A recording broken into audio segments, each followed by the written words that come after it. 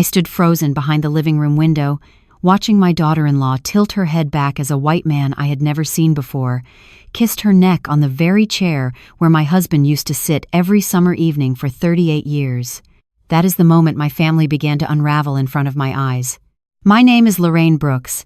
I am 68 years old, a retired high school English teacher, a widow, and the mother of one son, Marcus Brooks. The woman inside that house, the one laughing softly while another man's hands explored her waist, is married to him. Victoria is not just my daughter-in-law. She has been part of this family for 20 years. She stood beside Marcus when he earned his master's degree. She held my hand at Walter's funeral. She brought sweet potato pie to my church's fall fundraiser and smiled like she belonged. And that afternoon, she was betraying my son in my lake house.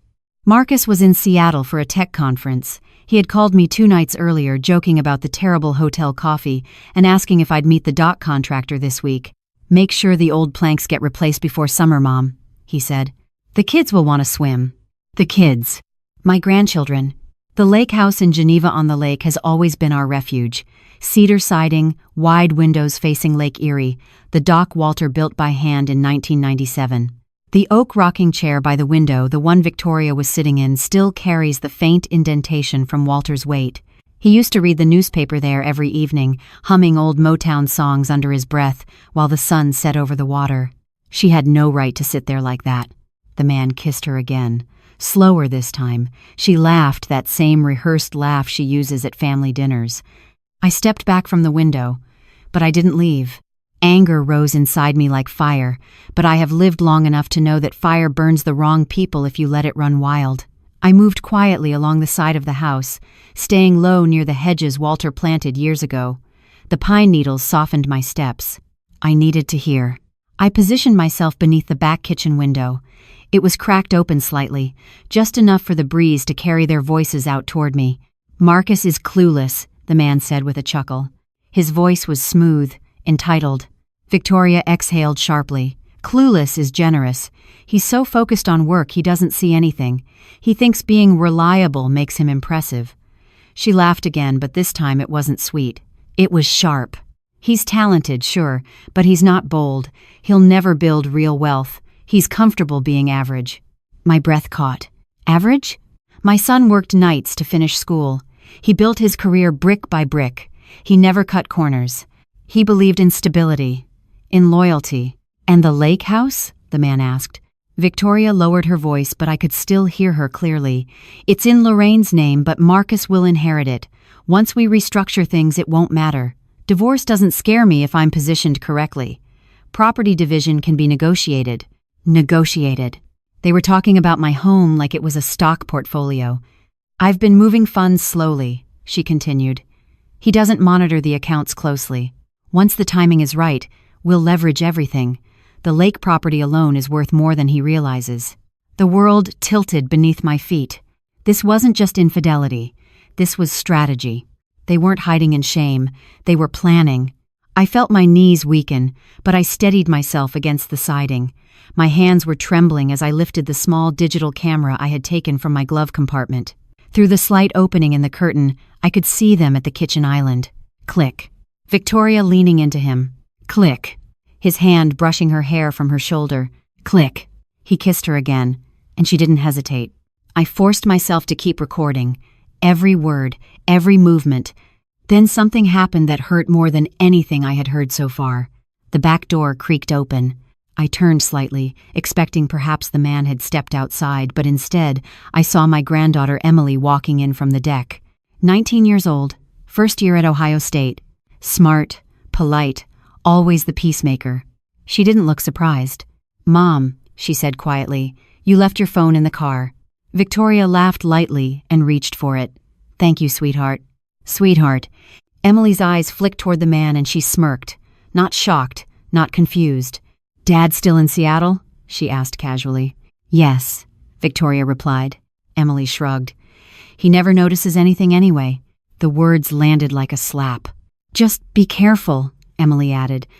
"If Grandma ever came up unannounced." Victoria waved her off. "Lorraine always calls ahead." I pressed my hand over my mouth to stop a sound from escaping. My granddaughter knew. She knew about the affair. She wasn't protecting her father. She was protecting her mother. I felt something crack inside my chest that I did not know could break. I have rocked that girl to sleep. I have braided her hair before church. I have sat in auditoriums cheering at her school performances. I have defended her brilliance to teachers who underestimated her. And now she stood in my kitchen, aligned with betrayal. Tears blurred my vision, but I kept the camera steady. Click. Emily leaning against the counter beside them. Click. Victoria placing her hand over the man's. They were a trio of conspiracy. I could not breathe for a moment. There are certain kinds of pain that do not scream, they hollow you out silently. Hearing my son dismissed as inadequate. Hearing plans to manipulate assets. Watching my granddaughter treat it like normal life. That pain is surgical. They eventually moved toward the hallway. I turned away before they disappeared from sight. I had gathered enough. I retreated through the pine path, each step heavier than the last. By the time I reached my car, the tears were falling freely down my face. Not loud sobs, just quiet, steady grief. I sat behind the wheel and pressed my forehead against it. This was not a mistake. This was a coordinated deception. My phone buzzed. The dock contractor asking if I was still coming. I wiped my eyes and typed, running behind. Give me an hour. He replied with a thumbs up. Good. An hour was all I needed to begin protecting my son.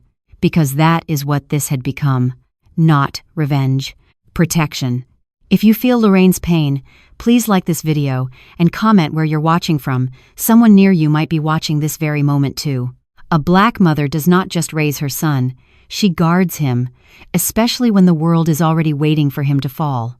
Victoria believed Marcus was average. She had no idea who raised him. And she had no idea what I was capable of when someone threatened my family. I did not drive away immediately. Instead, I circled back. If there is one thing age has given me, it is the discipline to pause before I act. Tears had already dried against my cheeks by the time I pulled the Buick back toward the narrow tree line that shielded the lake house from the main road. My hands were steady now. Grief had shifted into resolve. I parked farther this time, deeper behind the pines, where the gravel wouldn't betray my return.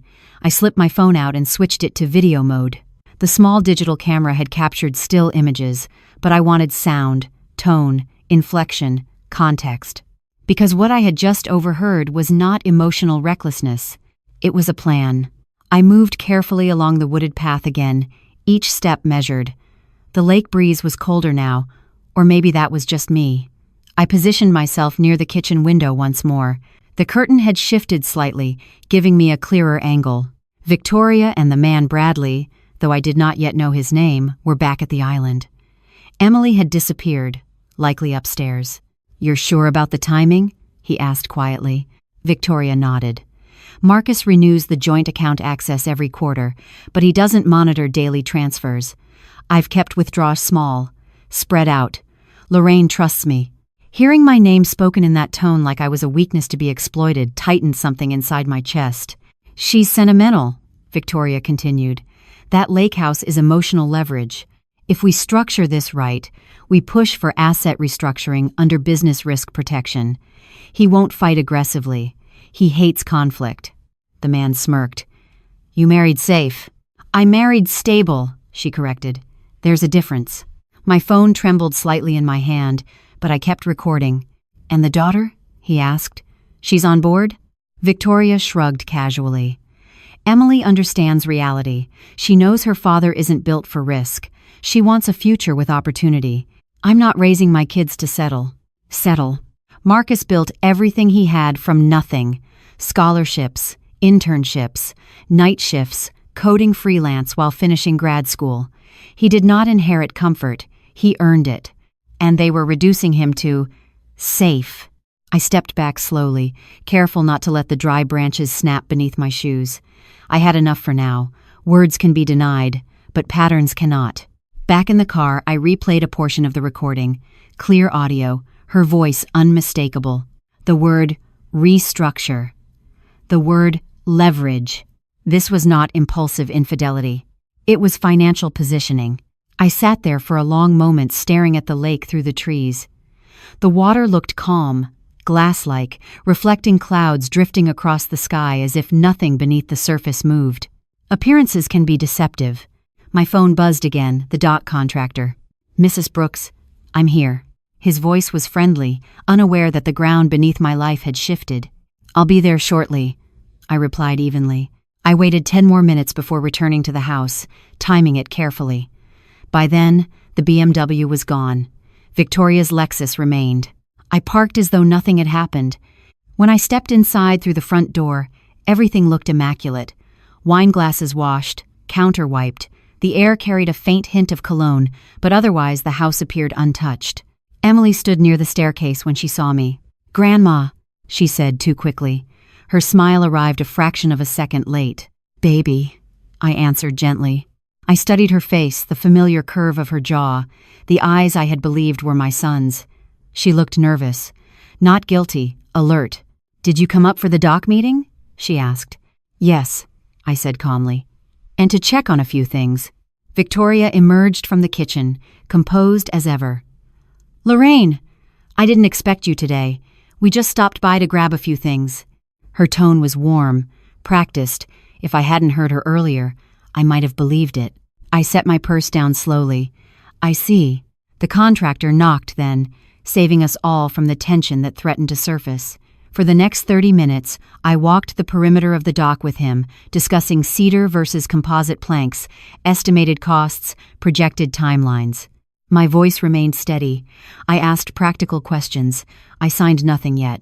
When you are building a case, you do not show your hand prematurely. Victoria and Emily stayed inside during that time.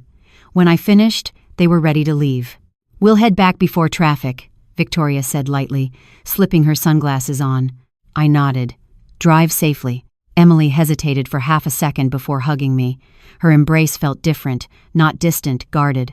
"Love you, Grandma," she whispered. I held her a little longer than usual. "I love you too." After their cars disappeared down the drive, I returned inside and sat at the kitchen table. The house was quiet again, but it did not feel peaceful. I opened my notepad, the same leather-bound one I've used for years, and began writing bullet points. Date, time, observations, verbatim quotes as best as memory allowed. I transferred the video files to a cloud folder immediately. Backup upon backup. Documentation is protection. Next, I logged into Marcus's financial overview portal access he had given me years ago, just in case. I did not abuse that trust. I never had, until now. There they were. Incremental withdrawals over the past 18 months. $1,200, $2,500, $3,000. Always during business travel weeks. Always cash. Clever, but not invisible. A pattern began to form before my eyes. Transfers that aligned with what Victoria had described. Restructure. My son was being repositioned without his knowledge. I leaned back in the chair, Walter's chair, and let out a long breath. This was bigger than infidelity. This was premeditated financial manipulation. And somewhere inside that manipulation stood my granddaughter, complicit in silence. My heart ached at that realization more than anything else. Because betrayal from a spouse is devastating. But alignment from a child? That fractures lineage. Still, I refused to let emotion override clarity. There were steps to take. First, confirm the identity of the man. Second, trace financial entanglement. Third, consult legal strategy before confrontation. You do not warn someone who is actively strategizing against you. You secure your foundation first. I closed the notepad and looked out at the lake again. "Handle it right, Lorraine," I whispered softly. "Justice is not revenge. It is preparation." And tonight, I would begin preparing. I did not sleep that night. Grief keeps you awake at first. Then clarity replaces it. By dawn, I had already reviewed the bank withdrawals 3 times. Patterns do not lie. Victoria had spaced them carefully, always under thresholds that would trigger automatic alerts. Always timed when Marcus was traveling.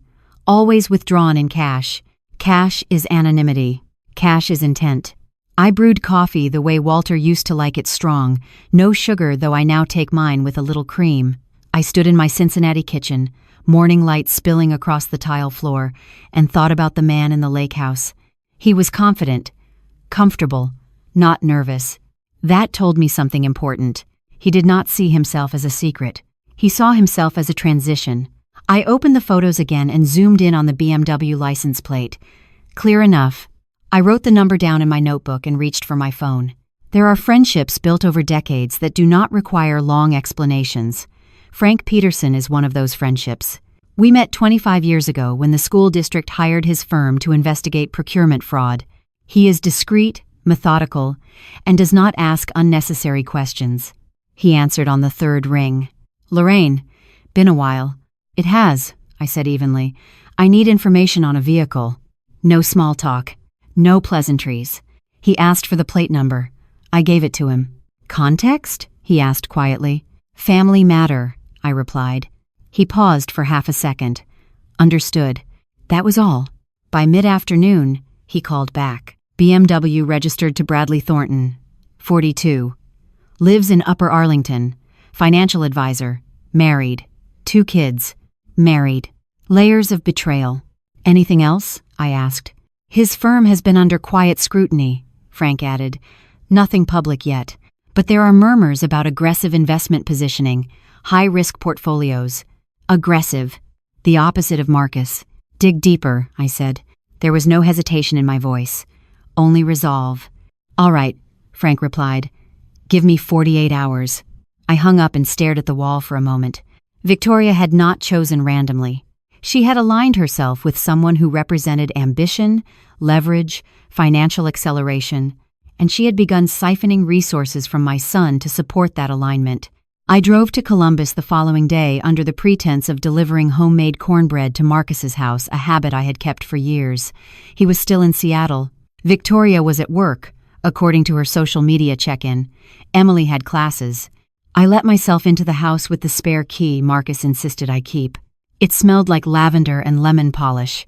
Perfectly curated, perfectly maintained. Appearances. I did not snoop recklessly. I walked directly to the home office, Marcus's office. His computer was locked, but the filing cabinet was not. I was not looking for secrets. I was verifying exposure. Retirement accounts, college savings funds, mortgage statements, everything organized, color-coded. My son is meticulous, responsible, which made Victoria's quiet withdrawals even more calculated. On the kitchen counter, I noticed something that tightened my chest. An envelope addressed to Bradley Thornton's firm. Investment restructuring consultation. So it had progressed further than cash. She was positioning legal channels. My phone vibrated. A message from Frank. "Call me." I stepped outside onto the back patio before dialing. "I pulled preliminary financials," he said. "Thornton took out a second mortgage 8 months ago. Significant. And there are irregularities in client portfolio allocations." "Meaning?" I asked. "Meaning, if federal eyes land harder, he could be in trouble. Real trouble." I absorbed that silently. "Lorraine," Frank continued gently, "this isn't just an affair." "I know." There was a pause. "You protecting your son?" he asked. "Yes." "Then move carefully."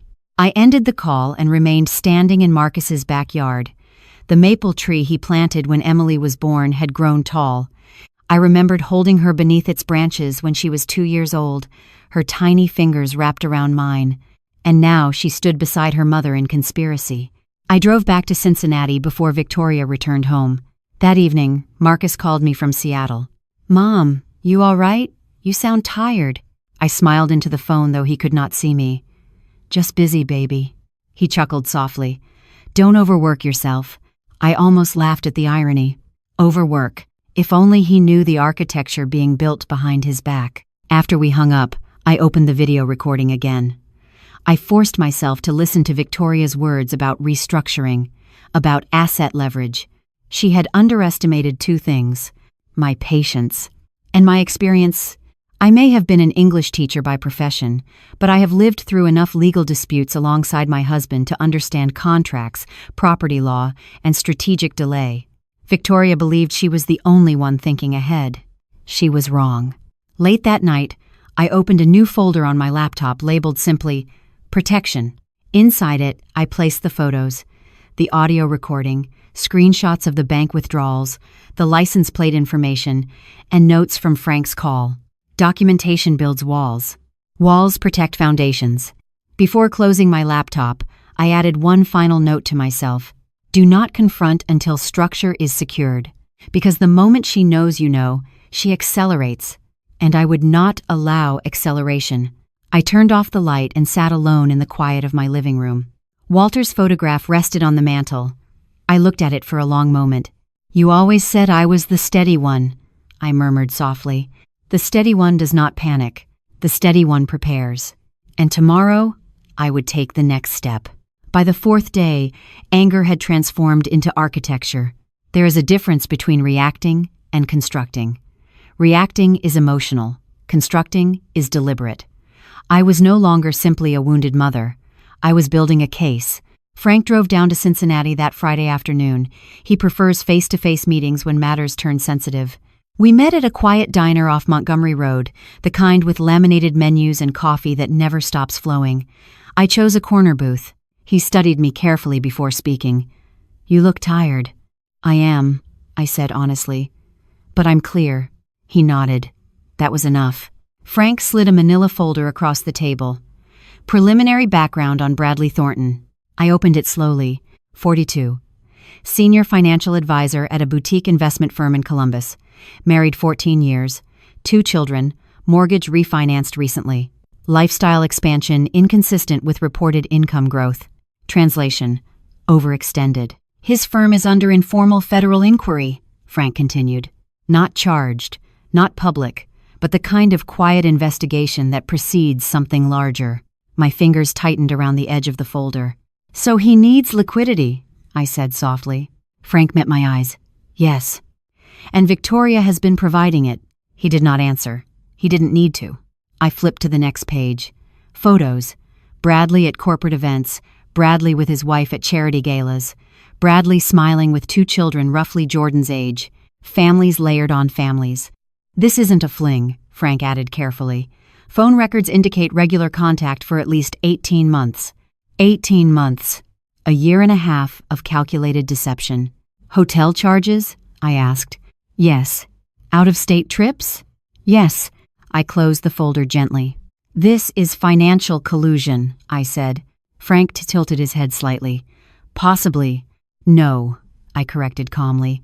"Strategic positioning. She's restructuring marital assets under cover of trust." I could hear Victoria's voice in my memory. Leverage, restructure, positioning. Frank studied me again. "You planning to confront?" "Not yet." "Good." I leaned forward slightly. "I need everything documented, every transaction, every communication pattern.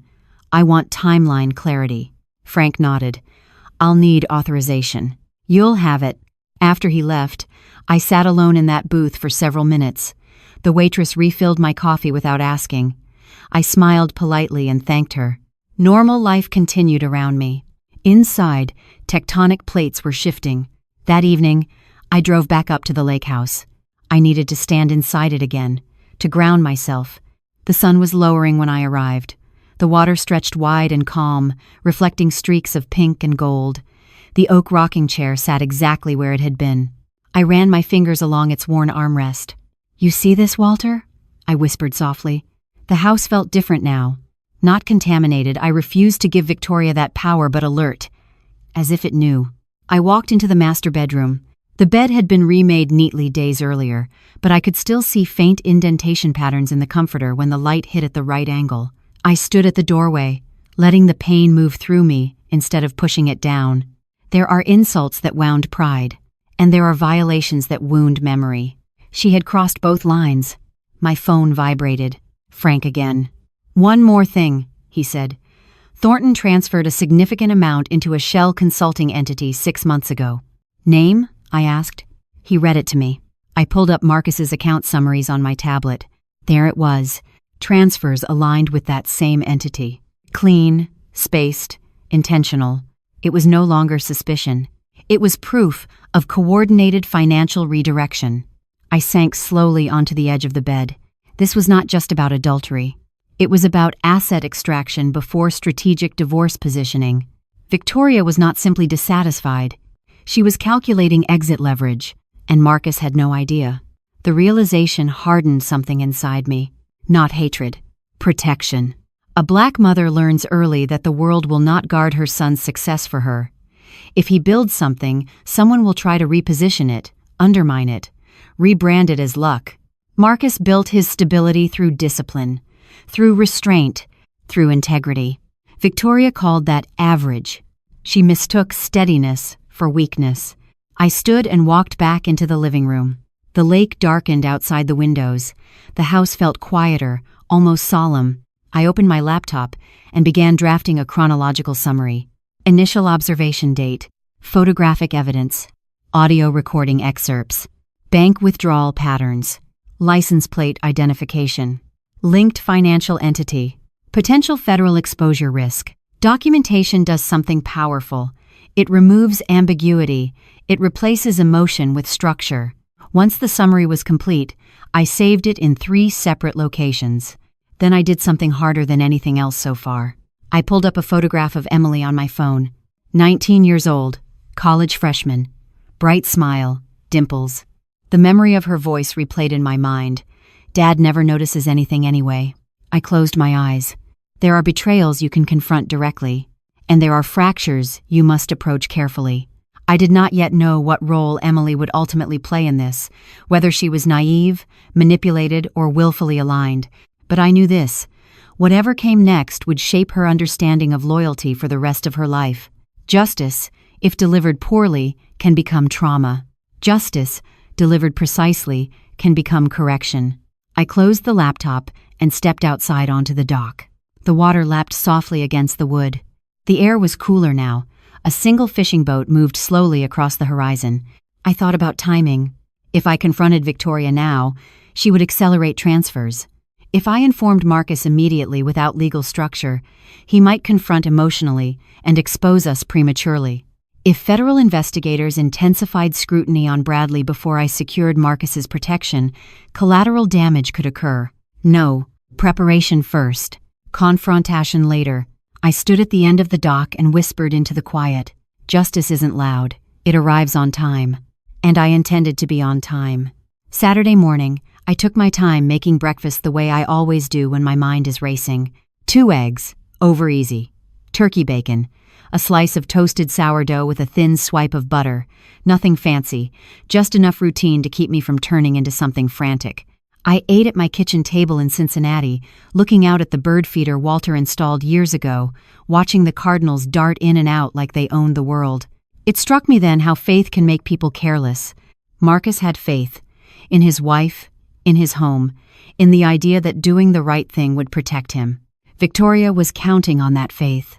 After breakfast, I gathered what I needed: my notebook, my tablet, and the folder Frank had given me. I drove to my bank branch, not because I didn't trust online statements, but because I wanted a human being to look me in the eye while we discussed protection. The branch manager, Mr. Klein, was a silver-haired man about my age. He had helped me set up my retirement distributions after Walter passed. "Mrs. Brooks," he said warmly as I entered. "Good to see you. How are you holding up?" "I'm holding," I replied with a polite smile. "I need to ask you something delicate." He guided me into his office and closed the door. I laid out my concern in careful, measured language. I did not mention adultery. I did not mention names. I spoke about unusual patterns, about potential unauthorized withdrawals from a joint account held by my son and his spouse. Mr. Klein's expression tightened in that way financial professionals do when they recognize trouble but must remain neutral. "If your son is the primary account holder, he can request enhanced alerts," he said. "Daily transaction notifications, withdrawal limits, temporary restrictions." "And if his spouse objects?" I asked. He sighed gently. "Then it becomes a matter of consent and documentation. But if there's a reasonable belief of dissipation," I held up my hand. "I understand. I'm not asking you to act without his authorization." Mr. Klein nodded. "I can outline options, and I can prepare paperwork for him to sign when he's ready." Prepared paperwork, quiet readiness, that was what I needed. Before I left, I asked one more question. "Have you seen patterns like this before?" I asked softly. His eyes softened, and he leaned back in his chair. "Yes, usually right before a separation. The withdrawals increase in frequency. Cash is the favorite because it's hard to trace, and often there is a third party involved." A third party. The puzzle pieces were fitting together too well. In my car, I sat for a moment, with my hands resting on the steering wheel, letting the fact settle. Victoria was not improvising. She was staging. By noon, Frank called again. I pulled a deeper timeline, he said. Withdrawals started small, $300, $500. Then it escalated. The last 3 months, $4,000, $5,000, $500, $7,000. Always timed with Marcus's travel. Where's it going? I asked. I can't say with certainty yet, Frank replied, but I can show you correlation. Bradley's second mortgage closes right when the withdrawals spike. And there are credit card charges on Bradley's side that look like he's funneling cash into something else, possibly legal retainers, possibly debt servicing. Debt. Meaning Victoria may be paying for his problems, I murmured. Or buying into his promises, Frank said. Either way, it's not romantic. It's transactional. Transactional. That word made my stomach twist harder than the idea of adultery itself. Adultery is betrayal of heart. This was betrayal of structure, of future. Frank, I said, I need a full report, not just on Bradley, on Victoria's pattern, hotels, restaurants, travel, any digital footprint. I'm already on it, he replied. But Lorraine, there's something else. My throat tightened. What? I found a weekend trip to Chicago, he said. Victoria told Marcus she was on a girls' getaway with college friends. The hotel reservation was in Bradley's name. Same room, same dates. I closed my eyes. Chicago. Marcus had mentioned that trip before, smiling, proud that Victoria still kept friendships. He had watched the kids that weekend, cooked them pancakes, sent Victoria a sweet text telling her to relax. He thought he was being a good husband. He didn't know he was funding her betrayal. Frank continued, I've also got restaurant charges, high-end, 2-seat reservations, wines, private dining rooms. It's been consistent. 18 months, I said. At least, Frank confirmed, possibly longer. I thanked him and ended the call. Then I did what I always do when my thoughts become too heavy. I cleaned. I wiped down countertops that were already spotless. I folded towels that didn't need folding. I reorganized a drawer. Because when life feels out of control, women like me reach for order wherever we can. Later that evening, I drove to the lake house again. Not because I wanted to torture myself, but because I needed to remind myself what I was protecting. The sun was low. The air smelled of water and pine. I walked through each room slowly, touching familiar surfaces like I was counting them. The framed photo of Walter and Marcus on the dock, both holding fish too small to brag about, but smiling like they'd caught the ocean. The handmade quilt I stitched the year Emily was born. The wooden sign above the mantel that reads, Blessed beyond measure. Victoria had walked past those things and still plotted to take this home. I sat in Walter's chair, the one she had used like a stage, and I let myself feel the grief fully for a minute. Not only grief for Walter, but grief for the innocence I had lost about my family. Then I opened my notebook and wrote the next section of my plan. 1. Secure Marcus's financial snapshot before confrontation. 2. Prepare immediate bank alert protocols. 3. Consult family attorney about dissipation and custody implications. 4. Identify Bradley's spouse. Establish contact info. 5. Coordinate timing so neither cheater can warn the other. I paused at item 4. Contact Bradley's spouse. 1 phone call. I wasn't ready to make it yet, but I could feel it forming like a storm line on the horizon. Because what I had learned in life is this. People can lie to one person for years, but they struggle to lie to 2 betrayed families at once. 2 households confronting truth at the same time creates pressure. Pressure makes liars crack. My phone buzzed then, a text from Marcus. Seattle's exhausting. Miss you, Mom. Tell the lake I'll be back soon. I stared at the message until my eyes blurred. Then I typed back, Miss you too, baby. I'm here. Always. And I meant it. Because whatever Victoria thought she was doing, whatever Bradley promised her, she had overlooked the one constant in my son's life. Me. And I was done being polite. It was Frank who asked the question I was not prepared to hear. We were on the phone late Sunday evening. I was at the lake house again, seated at the kitchen table with files spread around me like pieces of a puzzle that refused to settle. Lorraine, he said carefully, there's something in the older timeline that doesn't quite align. Meaning? I asked. I pulled archived phone records from early in Marcus and Victoria's marriage, around the time Emily was conceived. My fingers tightened around the edge of the table. And there was another number. Frequent contact. Very frequent. Same pattern as Bradley now. Different man. I felt the air leave my lungs slowly. That doesn't prove anything, I said, though my voice sounded distant even to my own ears. No, Frank agreed gently. It doesn't. But the timing overlaps with her pregnancy. The house went quiet around me. Outside, the lake rippled softly in the dark. Inside, something far heavier moved. I'm not suggesting anything definitive, he continued. But if you're preparing for custody and financial litigation, you need clarity. Clarity. Such a clinical word for something that can shatter a family. After I hung up, I sat there staring at the wall for a long time. I remembered the day Emily was born. Marcus had cried in the hospital room. I had stood by Victoria's bedside and thanked her for bringing our first grandchild into the world. Emily had my son's smile, or so I believed. Memory is powerful. It fills in gaps where doubt doesn't yet exist. But doubt had just been introduced. I drove back to Cincinnati the next morning with a weight in my chest I could not name. I did not call Marcus. I did not confront Victoria. I did something quieter. I scheduled a private DNA consultation. Not through scandal, not through accusation, through precaution. I told myself it was strategic. That in divorce proceedings, truth matters. That paternity can impact legal positioning. But beneath those rationalizations was something more fragile. I needed to know. 2 days later, I invited Marcus to dinner. Just him. Victoria believed he was still in Seattle for 2 more days. He had cut the trip short without telling her, needing rest. He arrived tired but smiling, hugging me tightly at the door.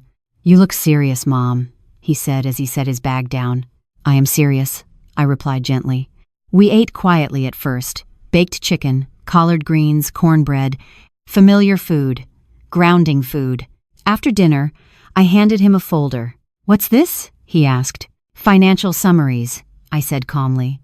"Withdrawals over 18 months. His brows knit together as he scanned the pages.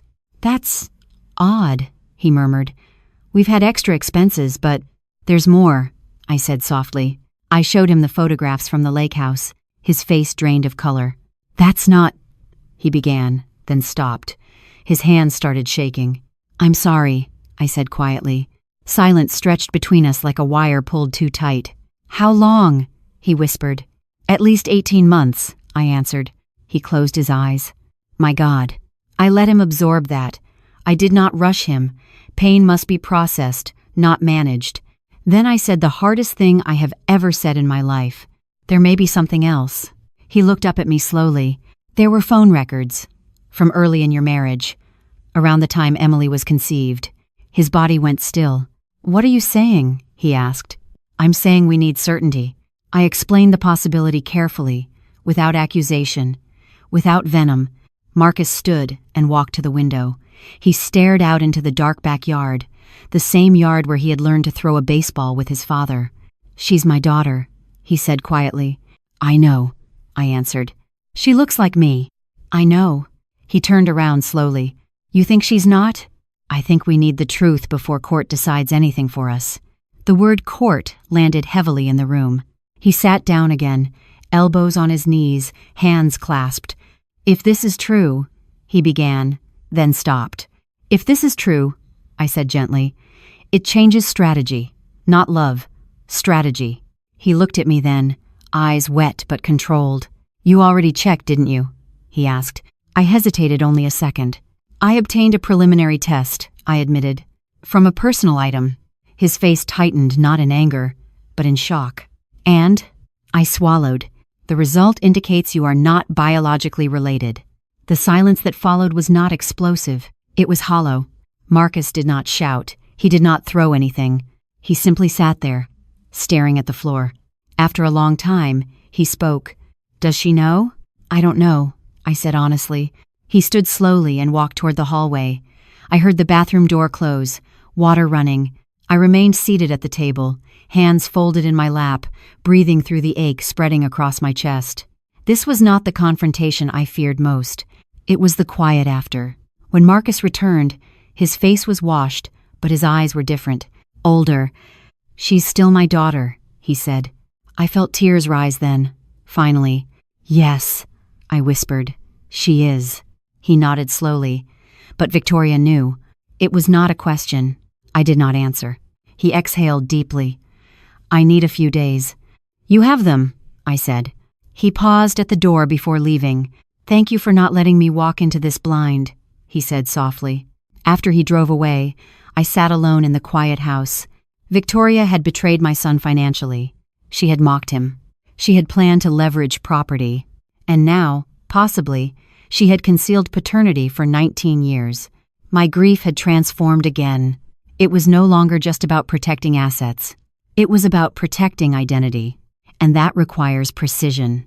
The days after I told Marcus about the DNA result were the quietest days our family had ever known. Silence can be merciful. It gives grief room to breathe without witnesses. Marcus did not go home immediately. He stayed in a hotel near downtown for 2 nights. He told Victoria his conference had been extended. I did not correct him. Strategy requires timing. On the 3rd evening, he came back to my house. He looked composed, too composed. That is how my son handles pain. He folds it inward, compartmentalizes it, studies it like a coding error he intends to fix. We sat in my living room, the same room where he used to sprawl across the carpet doing math homework while Walter pretended not to notice he was stuck. "I've been thinking," Marcus said quietly. "I know," I answered. He leaned forward, elbows resting on his knees. "The financial betrayal is one thing. The affair is another. But the DNA..." He exhaled slowly. "That's history rewritten." "Yes," I said softly, "but it doesn't change how I raised her." No hesitation in his voice. "I taught her to ride a bike. I stayed up helping her with science projects. I cried when she left for college." His jaw tightened slightly. "Biology doesn't erase 19 years. I felt pride rise through my grief. "That's because you're her father," I said. He looked at me carefully. "Do you think she knows?"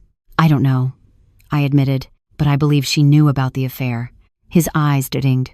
"I keep replaying that," he said. Her dismissing me, not noticing things. Was she protecting her mother or protecting herself?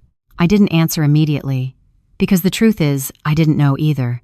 There are moments in life when you realize love has been layered with secrecy for so long that no one remembers where honesty stopped. "Marcus," I said gently, "whatever role Emily played, she's 19. That matters." He nodded slowly. "It does." Then he looked up at me, steady and resolute. "I'm not walking away from her." "I know," I said, "but I am walking away from Victoria." There it was. Not shouted, not dramatic, decided. I had waited my entire life to hear my son speak with that kind of quiet certainty. Not because I wanted his marriage to fail, but because I wanted him to understand his own worth. Victoria had called him average. She had mistaken steadiness for weakness. She had confused patience with ignorance. She did not understand the man she married. "Then we move carefully," I said. He nodded. "What's next?" I pulled out the legal summary I had begun drafting. "First, we secure financial accounts before confrontation. Freeze discretionary withdrawals, document asset status, protect retirement and college funds." "And custody?" he asked quietly. "That depends on exposure," I replied. "If financial dissipation is proven and linked to external parties under investigation, it strengthens your position." He absorbed that.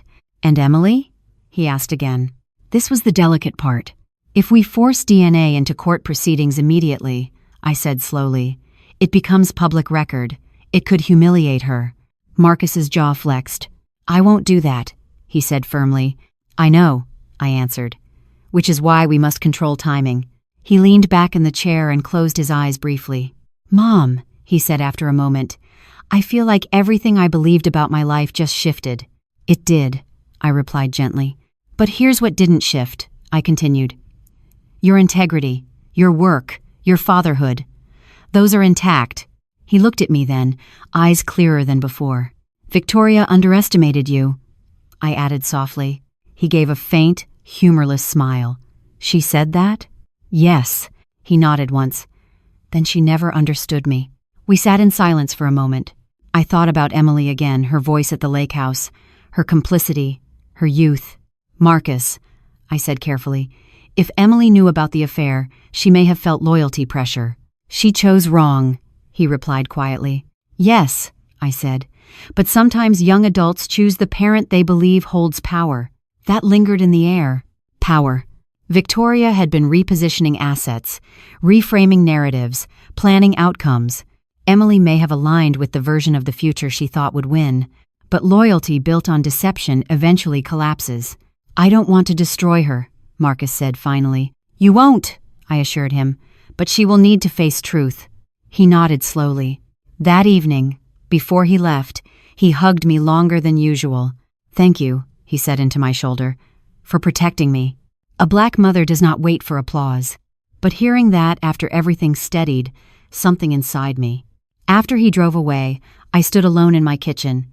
Blood and love. That is what this had come down to. Victoria may have manipulated paternity history. She may have redirected funds. She may have believed she could engineer outcomes. But she could not engineer Marcus's heart. He had chosen fatherhood fully, and that made him stronger than she ever realized. I opened my notebook again and added a new section. Protect Emily emotionally while exposing truth legally. Justice is not cruelty. Justice is correction. The next step would require more than documentation. It would require coordination. Because one household confronting betrayal is painful, two households confronting betrayal at the same time is destabilizing. And I was almost ready to make that phone call. The next morning, I called Patricia Mendez. I hadn't spoken to her in years, not since a school district dispute where she represented a contractor and I, accidentally, became the person the superintendent leaned on for language that wouldn't explode into a lawsuit. Patricia was the kind of woman who walked into a room and the room adjusted its posture. Mid-50s now, sharp mind, sharper instincts, and a voice that never wasted words. She answered on the second ring.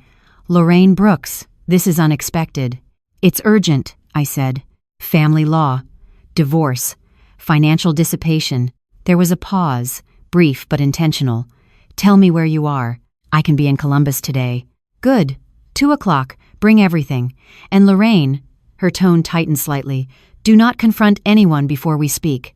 I won't, I said. That part, at least, was easy. I had no interest in dramatic scenes. I had interest in outcomes.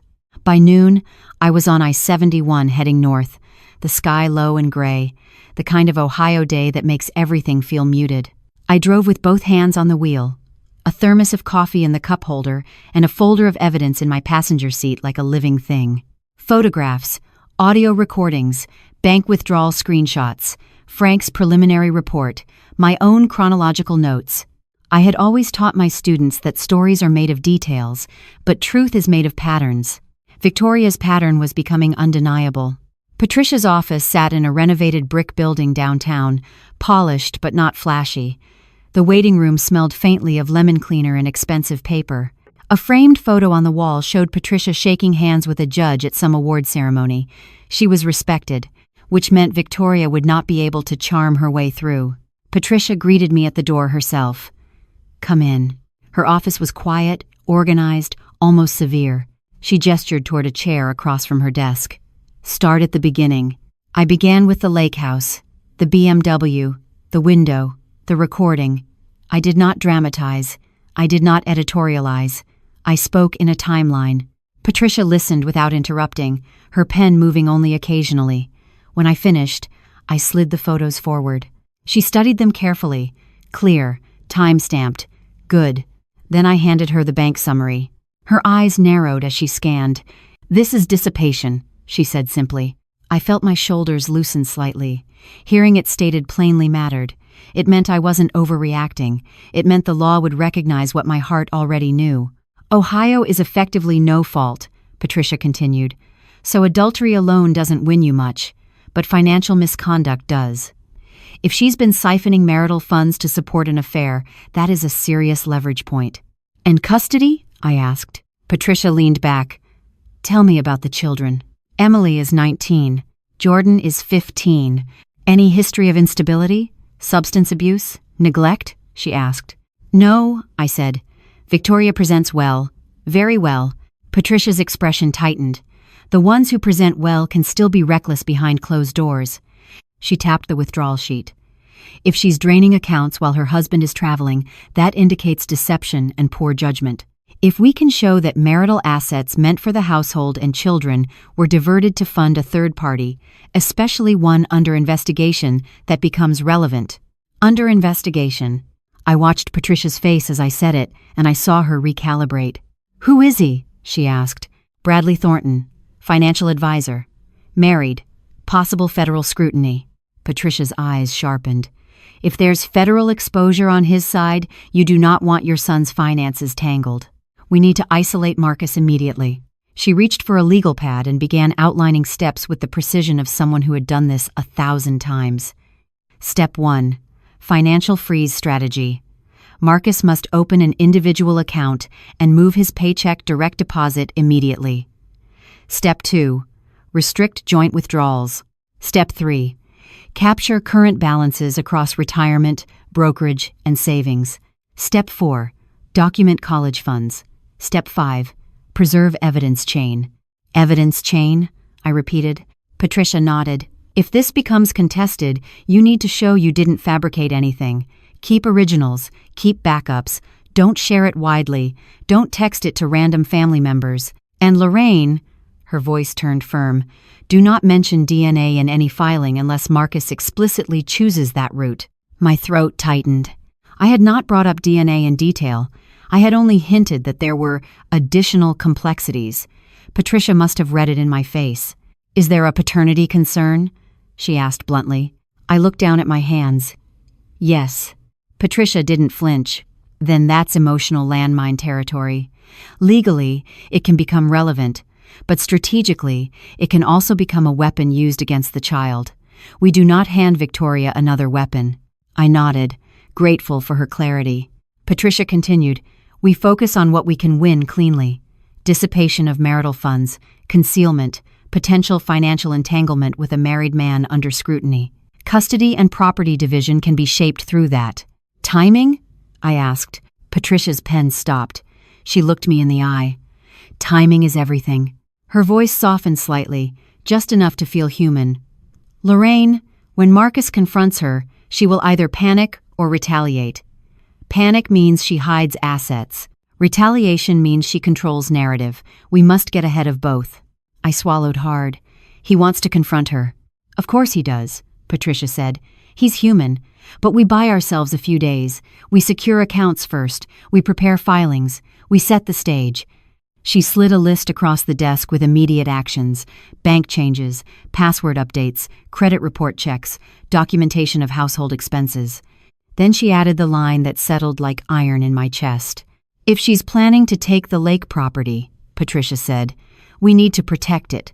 Ownership matters, title matters, and if it's in your name, Lorraine, we make sure it stays in your name." Relief and rage arrived together. Victoria had spoken about my home like it was already hers. Patricia was reminding me, the law still recognizes boundaries. Before I left, Patricia stood and placed her hand lightly on my arm. "You're doing the right thing by not rushing." I felt my eyes sting, but I kept my voice steady. "I'm doing what mothers do." She nodded once. "Then tell Marcus to call me tonight. And Lorraine, when the moment comes, keep your tone calm. Calm is power in court." On the drive back to Cincinnati, I replayed that sentence. Calm is power. Victoria thought power was charm, beauty, control of information. But real power is preparation. And now we had a blueprint. My phone buzzed as I pulled into my driveway. A text from Marcus. "Ready when you are, Mom. Tell me what to do next." I stared at the message for a long moment. Then I typed back, "Tonight, my house, we lock everything first." And for the first time since that afternoon at the lake house, I felt something close to certainty. Marcus arrived at my house that night just after 7. He didn't knock the way he used to when he was younger. He let himself in with the spare key I'd given him years ago, the same key I kept for emergencies. He looked like a man carrying an invisible weight, shoulders slightly hunched, jaw set, eyes tired in a way sleep can't fix. He set his overnight bag down by the entryway and stood there for a moment as if he wasn't sure what version of his life he was stepping into. "Hey, Mom," he said quietly. "Come in, baby," I answered, keeping my voice steady. I had already laid everything out on the dining table like we were preparing for a storm. Patricia's checklist, printed bank statements, a notebook with dates and times, a list of accounts Marcus needed to secure, and a yellow legal pad labeled in bold, "What we do first." Marcus stared at the table. "God," he murmured, "it looks like a trial." "It's preparation," I corrected gently. "A trial comes later if she forces it." He pulled out a chair and sat, rubbing his hands together slowly like he was warming them over a fire that didn't exist. "I talked to Patricia," he said. "She's sharp." "She is," I replied. "And she's right. We lock everything first." Marcus nodded once, then his eyes drifted toward the folder with the lake house photographs. He didn't touch it. Not yet. "Mom," he said, swallowing, "I keep thinking about the kids. Jordan's got a game next week. Emily's coming home for spring break." I leaned forward. "That's why we do this carefully." He let out a breath. "Emily hasn't texted me in days." I felt my chest tighten, but I did not let it show. "She might be scared," I said, "or she might be waiting to see which story wins." Marcus's eyes flicked up sharp. "You think she's choosing sides?" "I think she's 19, I answered. 19-year-olds don't always understand that silence is also a choice. He looked down at his hands. Then he whispered, "She said I don't notice anything anyway." My throat tightened. He hadn't told me that before. I kept my tone calm. "Marcus." He shook his head slightly. I heard it in my head, like I'd been living with blinders on. I reached across the table and placed my hand over his. "You weren't blind. You trusted. That's different." He held still under my hand, then nodded once, as if accepting the distinction was the first small step toward forgiving himself. "All right," he said, straightening his shoulders. "Tell me what we do." I slid Patricia's checklist toward him. "Step 1, I said. "We move your direct deposit to an account only you control, tonight." Marcus pulled out his phone. "I can do that through payroll." "Do it," I said. He opened the app, fingers moving quickly, efficient, controlled. That's my son when he's trying not to fall apart. He becomes a machine. "Done," he said after a minute, voice flat. "Step 2, I continued. "We set alerts on every joint account, every transfer, every withdrawal, every login." He nodded. "I'll add 2-factor. Change passwords." "Step 3, I said. "We pull a snapshot of balances right now. Screenshots, PDFs, save them, send them to yourself and Patricia." Marcus did it without hesitation. As he worked, I watched him closely. There is a look men get when they realize the life they built is vulnerable. It's not just anger. It's grief for the version of themselves who believed love was safety. When he finished saving the files, he set the phone down and stared at the table again. "What about the lake house?" he asked quietly. "It stays in my name," I said. "Patricia will make sure of it." His eyes narrowed. "Victoria was talking about taking it, wasn't she?" I hesitated for only a second. "Yes," I admitted. "I heard her." Marcus's face tightened, and for the first time that night, anger broke through his controlled exterior. "She planned that?" he said, voice rising. "She planned to steal your house?" "Not steal," I replied carefully. "Leverage, restructure." Those were her words. He stood up abruptly and walked to my kitchen window, staring out into the dark like the backyard might offer answers. "I gave her everything," he said, voice shaking now. "I gave her my trust. I gave her a home. I worked myself into the ground so she could be comfortable." I stayed seated, letting him release the truth he'd been holding down. After a moment, he turned back toward me, eyes wet. "I want to confront her," he said.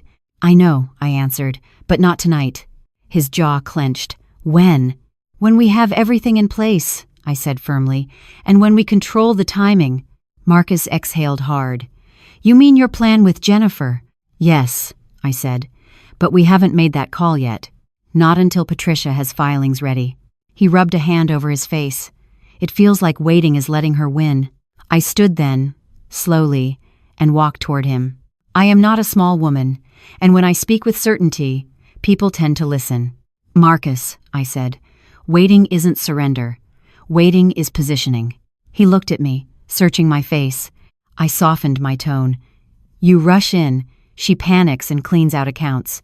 You accuse her, she calls you unstable, she controls narrative. We do not give her that."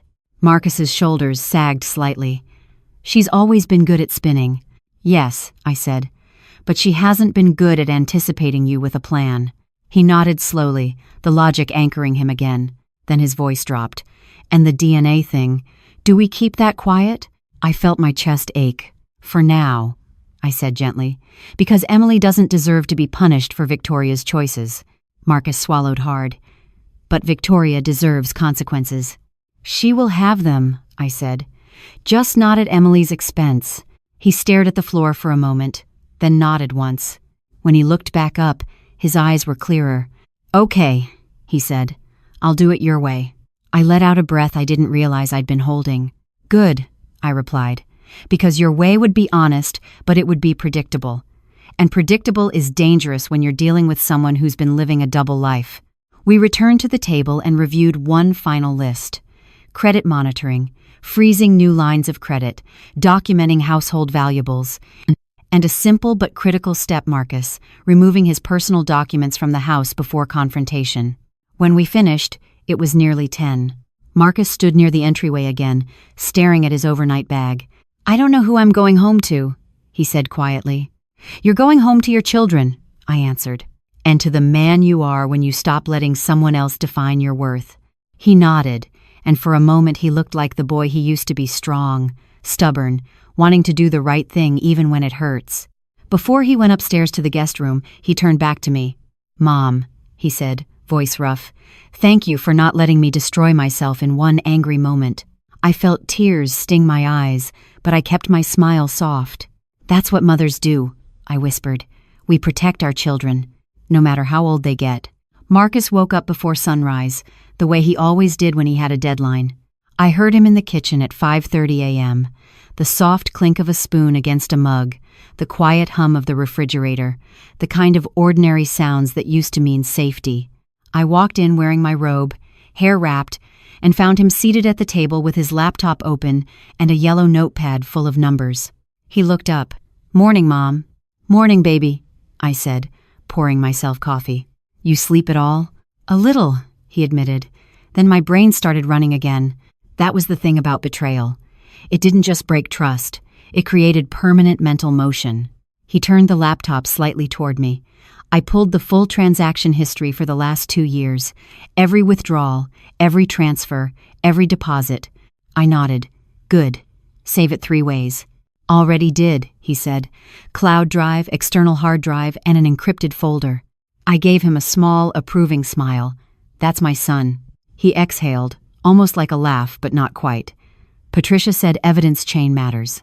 It does, I agreed. Now we protect the present. By 8 o'clock, we were on the phone with Marcus's payroll department. He kept his voice casual, almost cheerful, as he confirmed the direct deposit change. Just updating banking information, he said. Yeah, no problem, thanks. After he hung up, he stared at the phone for a moment, as if it had betrayed him too. It feels strange, he said quietly, like I'm stealing from my own life. You're securing what you earned, I corrected. There's a difference. Next came the credit side. We pulled his credit report. No surprises, but we placed a freeze anyway. Patricia had warned us. When a spouse senses control slipping, retaliation can look like a new credit card opened in your name or a loan application filed out of spite. Marcus typed in the last confirmation number and leaned back. Freeze placed. Good, I said. Now documents. He drove back to Columbus mid-morning while I stayed in Cincinnati. We kept the plan simple. He would go home under the guise of being back early from Seattle, keep his tone normal, hug the kids, eat dinner, and quietly remove anything essential: passport, birth certificate, social security card, financial statements, and the one thing people forget until it's too late, the children's documents. Because custody battles are not won solely in court. They are won by preparedness. He called me from his driveway. I'm here, he said. Breathe, I replied. Remember, you are not confronting today, you are collecting. I know, he said, but I could hear the tension in his voice. He went inside. I stayed on the line, silent unless he spoke. He wanted the sound of another human being he trusted, a steady thread tying him to sanity. Hey, I heard Victoria's voice through the phone, bright and surprised. You're home early. Conference ended sooner. Marcus said evenly. Had a flight open up. Oh, she replied, a fraction too quick. That's great. Then, a softer sound, children running. Dad! Jordan's voice excited. Then Emily, calmer, older.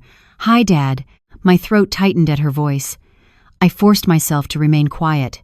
Marcus spoke warmly, like a man determined to preserve normality for his children. Hey, kiddo. Missed you. Emily replied. Yeah, me too. And that right there, those words, was where the tragedy lived. Because she could say them and still protect her mother's secret. People can hold two truths at once when they benefit from the lie. Marcus walked through the house. I heard drawers open and close. Victoria said, What are you doing? Just organizing, Marcus answered casually. Work's been messy. I want my paperwork straight. Uh-huh, she murmured. Her voice had that subtle sharpness of someone observing a threat but not naming it. Marcus moved upstairs. He lowered his voice. I'm in the office. Good, I whispered for the first time in several minutes. Take the folder, the one labeled retirement, and the kids' documents if you can. I see them, he said. In the fire safe. My heart sped up. Fire safe meant protection, but it also meant Victoria might notice. Be careful, I murmured. Marcus's breathing changed slightly as he dialed the combination. Got it. He slid papers into a plain envelope. A pause. Mom, he whispered. There's something else. What? I asked. A printed email chain, he said quietly. From a realtor. My stomach turned. Read it. He swallowed. It's about market evaluation of lakefront property, Geneva on the lake. My fingers tightened around my own phone. She's already contacted a realtor? I whispered. Looks like it, he said.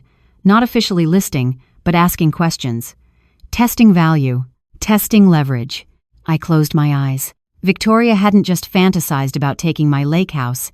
She was laying groundwork. Photograph it, I said. Right now. He did. I heard the soft click of his phone camera. Then Emily's voice floated from the hallway upstairs, closer than it should have been. Dad? Marcus froze. I could hear it. Yes? He called, keeping his voice neutral. Emily stepped into the room. Mom said you're acting weird. My throat tightened. He had told me she was 19, but hearing her in this context like a lookout made her sound older than her years in the worst way. I'm just handling paperwork, Marcus said. Emily hesitated. I could hear the pause, the calculation. Okay, she said finally. Just don't stress Mom out. She's been dealing with a lot. Stress Mom out. Not how are you, Dad? Not what's wrong. Her concern had a direction. And that direction was not my son. Marcus's voice stayed controlled. I'm not stressing anyone out.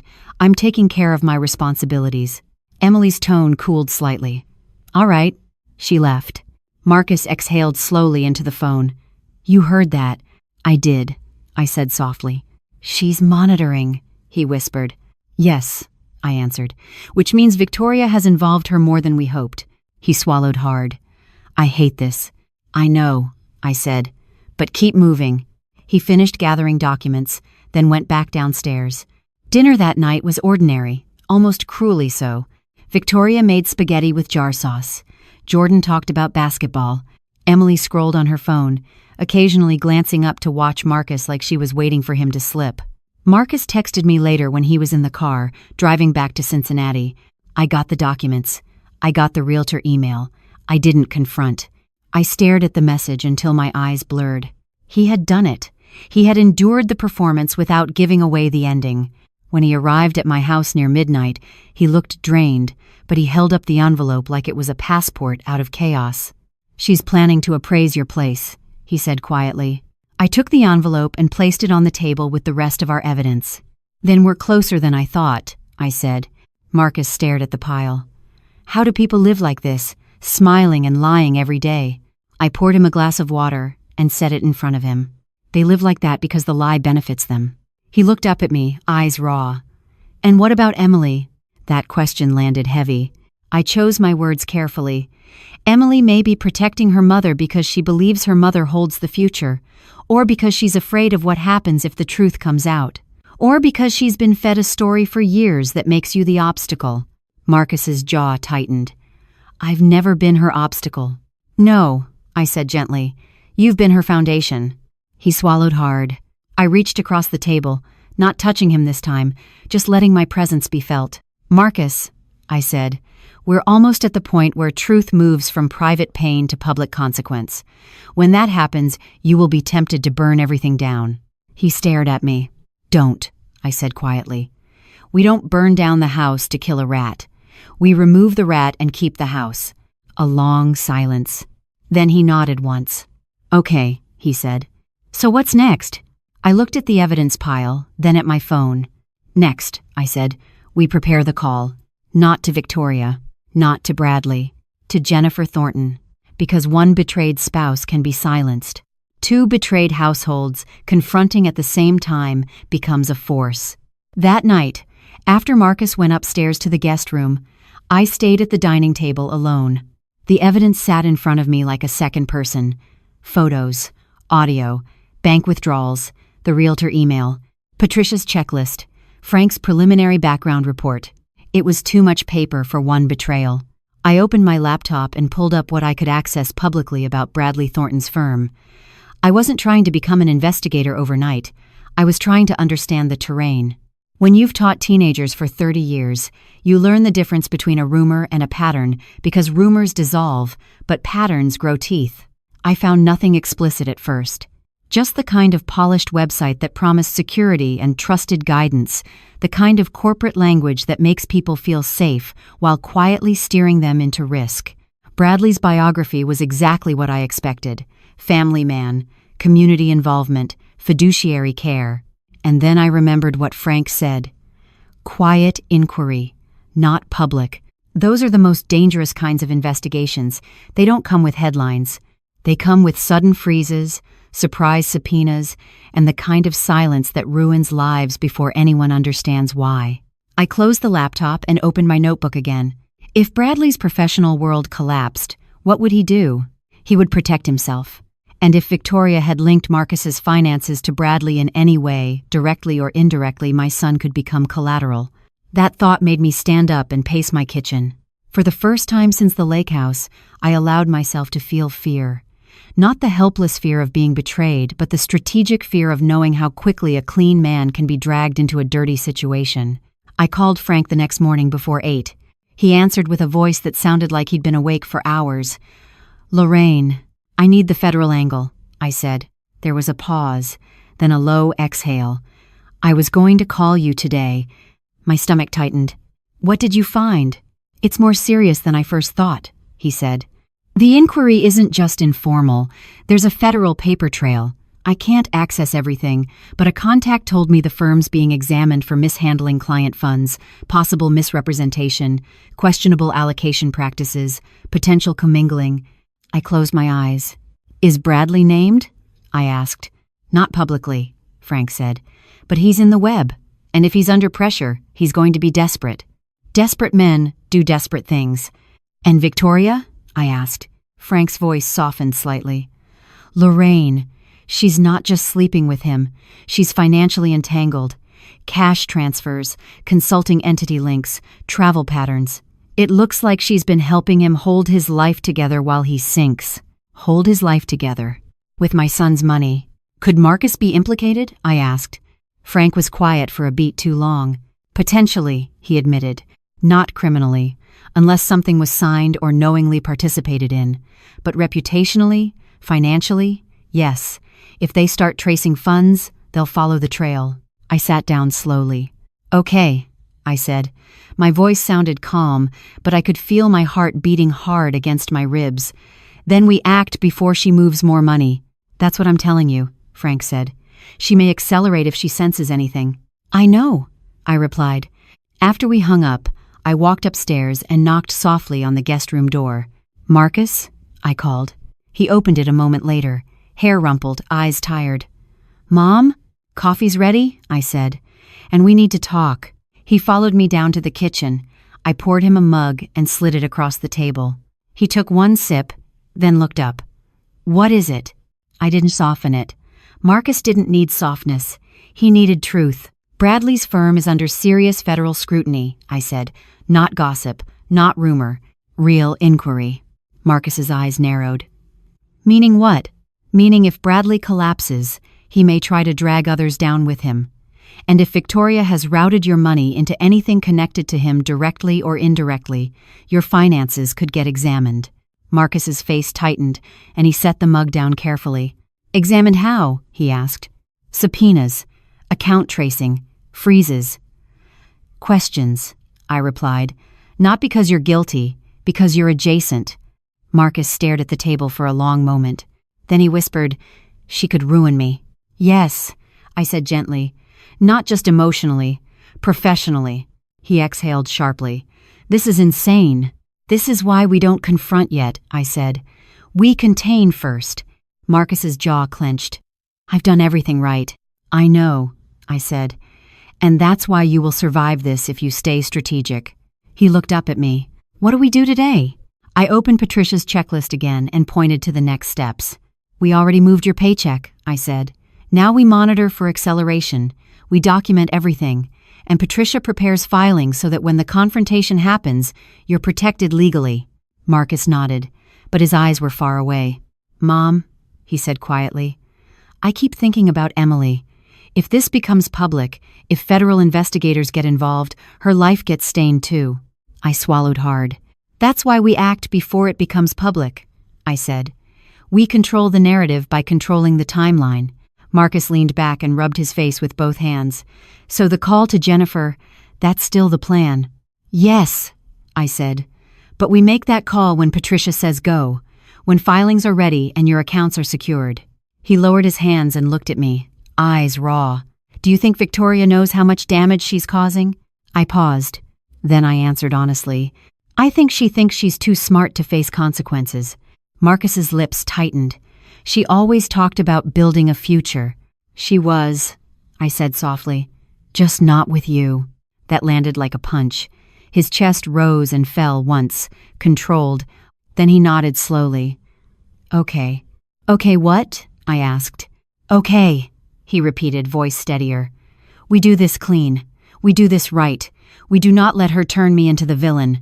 I reached across the table and placed my hand over his again. That's my boy, I whispered. We spent the rest of the morning tightening security, new passwords, account alerts, copies of every statement forwarded to Patricia's secure portal. Marcus also emailed his HR department to confirm the direct deposit change in writing, not just electronically. When you're dealing with someone who has been lying for years, you don't leave anything unwritten. By afternoon, Patricia called. I have draft filings ready, she said. Not filed yet, but ready. If you're prepared to move soon, we can. I glanced at Marcus. He listened silently. Patricia continued. Lorraine, tell Marcus this. The moment she learns, she will either beg or attack. If she attacks, she will try to paint him unstable. We need to keep him calm. Calm is credibility. After the call, Marcus stood at the kitchen sink staring out the window. I used to think betrayal was something you recovered from with time, he said quietly. But this feels like a trap. It is a trap, I replied, and we're walking you out of it. He turned to face me. Then let's do it. My phone sat on the counter between us like a loaded instrument. One phone call could detonate 2 households. One phone call could keep Victoria and Bradley from warning each other. And one phone call, made at the right time, could be the difference between Marcus rebuilding his life or being pulled into someone else's collapse. Patricia told us to make the call on a Tuesday. Not because Tuesday was special, but because Tuesday gave us the cleanest timeline. Marcus's direct deposit had already been redirected. Alerts were live, passwords changed, account snapshots saved, draft filings were prepared. And Frank had confirmed Bradley Thornton would likely be home that evening. His calendar showed a family dinner event that looked more like a performance than a plan. Patricia's voice on the phone was crisp. Do it tonight. And do not warn Victoria. Do not threaten. Do not argue. Lorraine, you deliver facts. Jennifer deserves the truth, not your rage. I looked at Marcus across my kitchen table. He looked pale, but steady. This is it, he said quietly. This is it, I agreed. I waited until 6:17 p.m. before dialing. There are moments when your finger hovers over the call button and you feel the weight of what you are about to set in motion. Not because you're unsure, but because you understand consequences. I did not call out of revenge. I called out of protection. Jennifer Thornton answered on the third ring. Hello?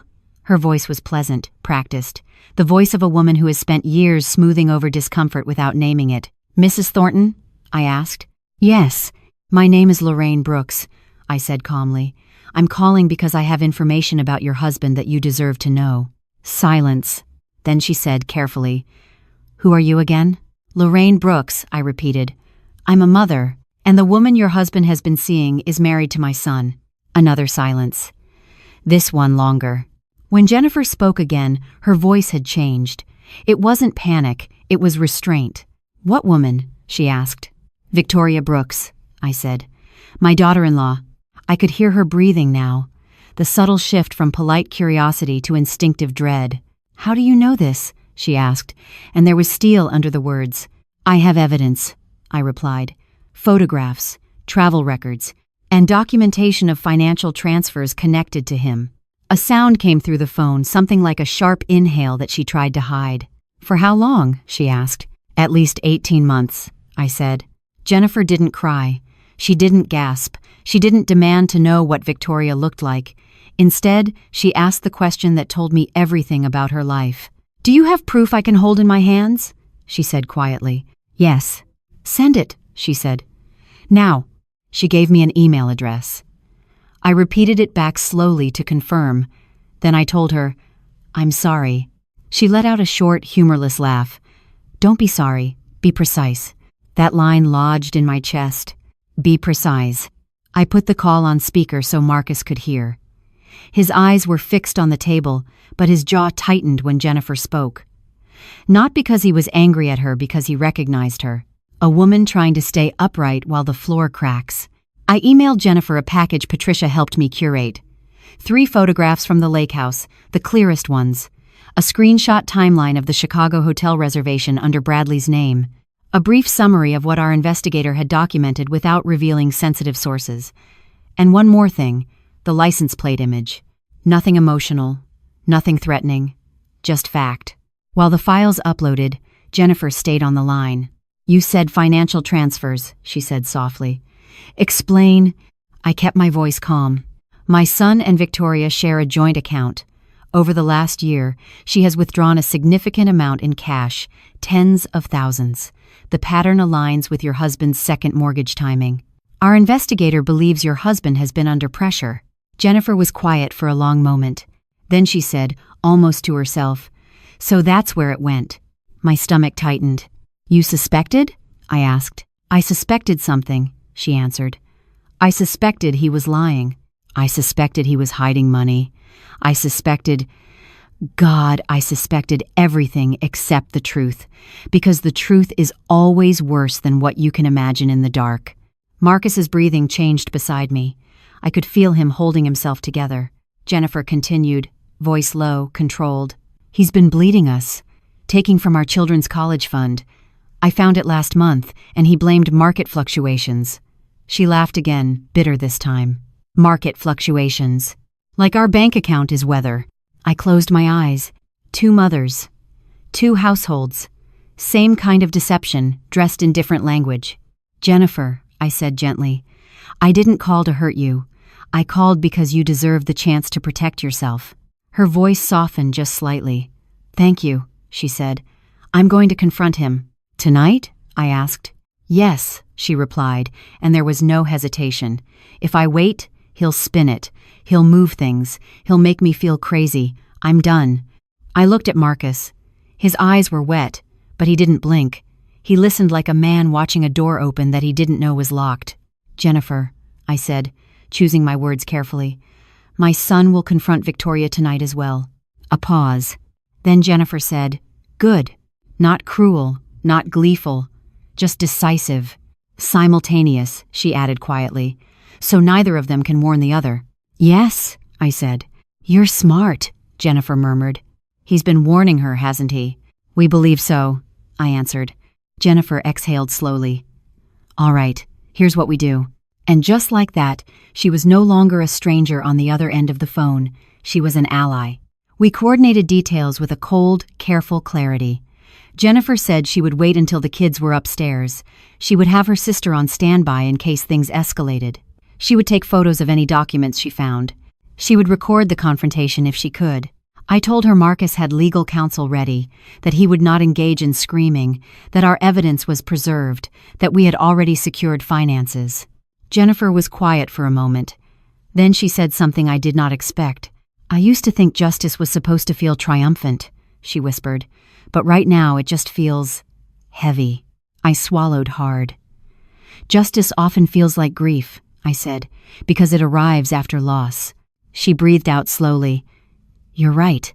Before we ended the call, she said, "Lorraine, if you ever doubt whether you did the right thing, don't.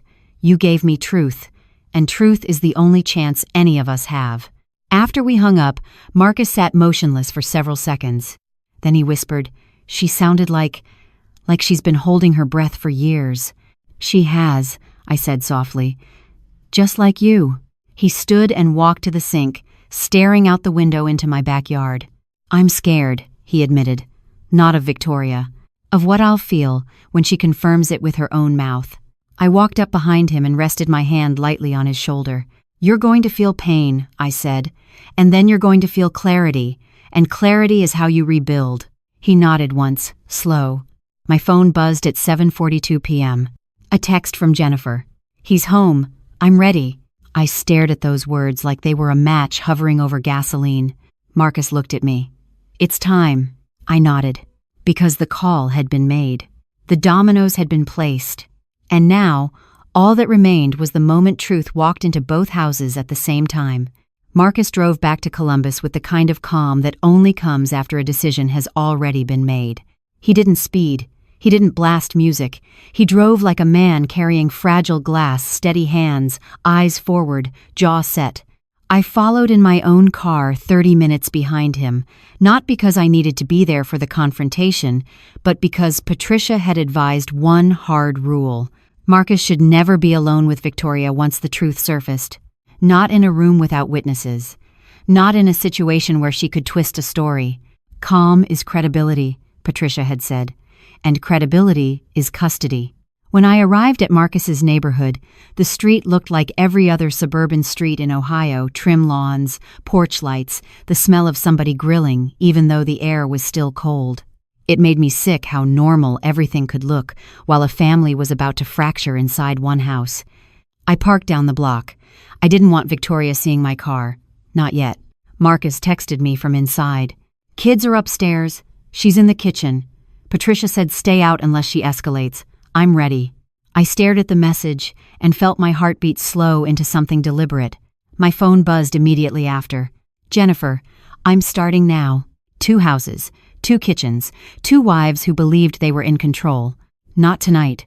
I texted Jennifer back. "I'm with my son. You're not alone." Then I sat in my car and stared at Marcus's front door, waiting. Even through the windshield, the porch light looked too soft for what was about to happen. 10 minutes passed, then 15. I thought about Walter during those minutes, how he used to say, "A storm doesn't arrive when you see clouds. It arrives when the air shifts and you feel it in your bones." That night, I felt it. Finally, Marcus texted again. "She's pretending she doesn't understand. She's crying. But it feels staged." I tightened my grip on the steering wheel. That was Victoria. Presentation, performance, control. Then another message came through. Shorter. "She just blamed you." I closed my eyes for one long breath. Of course she did. People who build lies always need a villain, and the easiest villain is the person who exposes them. My phone rang. "Unknown number." I answered anyway. It was Jennifer. Her voice was not shaking. It was sharp, clipped, controlled fury. "He admitted it," she said. My stomach dropped even though I had expected it. There is a difference between evidence and confession. Confession makes the betrayal real in a way photos never can. "He admitted it?" I repeated. "Yes," Jennifer said. "He tried to deny the money first. Then I showed him what you sent, and he got quiet. Then he said it was complicated." Complicated. That word men use when they mean calculated. "And?" I asked. "And then he said Victoria was the one who understood him." Jennifer's voice cracked on that last part. Just slightly. then hardened again. "Lorraine," he called it love. I swallowed hard. "I'm sorry." "Don't be sorry," she snapped, then softened. "Just tell me what's happening on your end." "Marcus is confronting Victoria now," I said. "She's crying, blaming, denying." Jennifer exhaled. "Then she's still in phase 1. Phase 1. Like betrayal had stages." Jennifer continued. "He's trying to call her." I took his phone. My chest tightened with a strange kind of gratitude. That was exactly why we coordinated. If Bradley warned Victoria, she'd accelerate, move money, destroy evidence, craft narrative. "Good," I said quietly. "Do not let him contact her." "I won't," Jennifer replied. "He's furious, not at himself, at me. He's acting like I ruined his life." I understood that too. The guilty often blame the person who turns on the light. A new text from Marcus came through while Jennifer was still on the line. She just said she can explain the money. She's claiming it was for the family. I closed my eyes. For the family. As if paying a married man's debts was a family budget line item. "Marcus needs to keep his voice low," Jennifer said suddenly, as if reading my mind. "If she's anything like my husband, she'll try to provoke him. If he raises his voice, she'll frame him." "I already warned him," I said. "Patricia drilled it into us." Jennifer paused. Then she said quietly, "Lorraine, thank you. I don't know you, but tonight you feel like the only person who hasn't made me feel crazy." My throat tightened. "That's because you're not crazy," I said. "You were gaslit." There was silence on the line, the kind that holds tears inside it. Then Jennifer said, "He just tried to leave. I told him if he walks out, I call my attorney tonight." "Good," I said. "Hold your ground." We ended the call. I stared at Marcus's house again. The curtains were drawn, but I imagined the scene clearly. Victoria with her practiced tears, Marcus steady and wounded, the children upstairs unaware of the earthquake under their feet.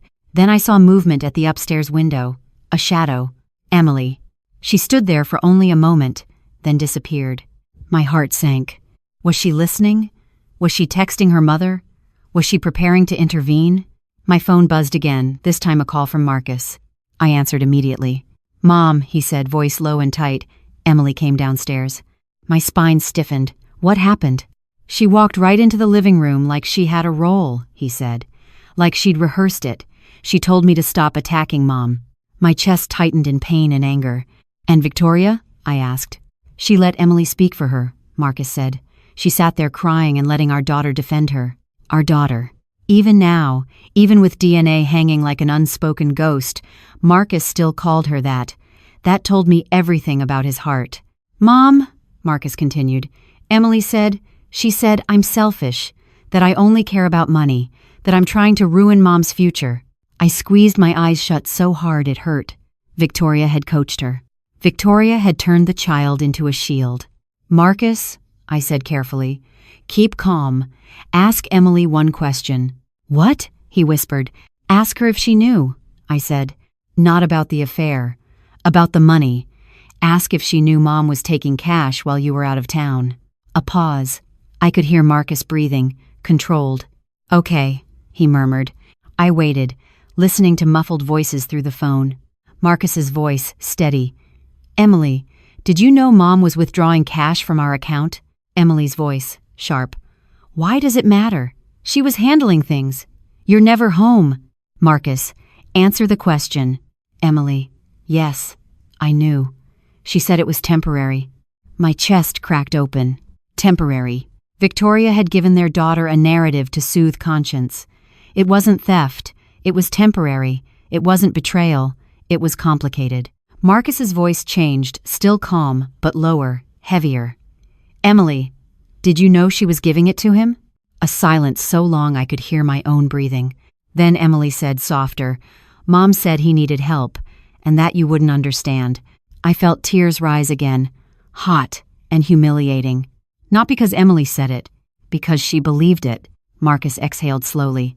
"So you protected her." Emily's voice hardened again. "I protected our family."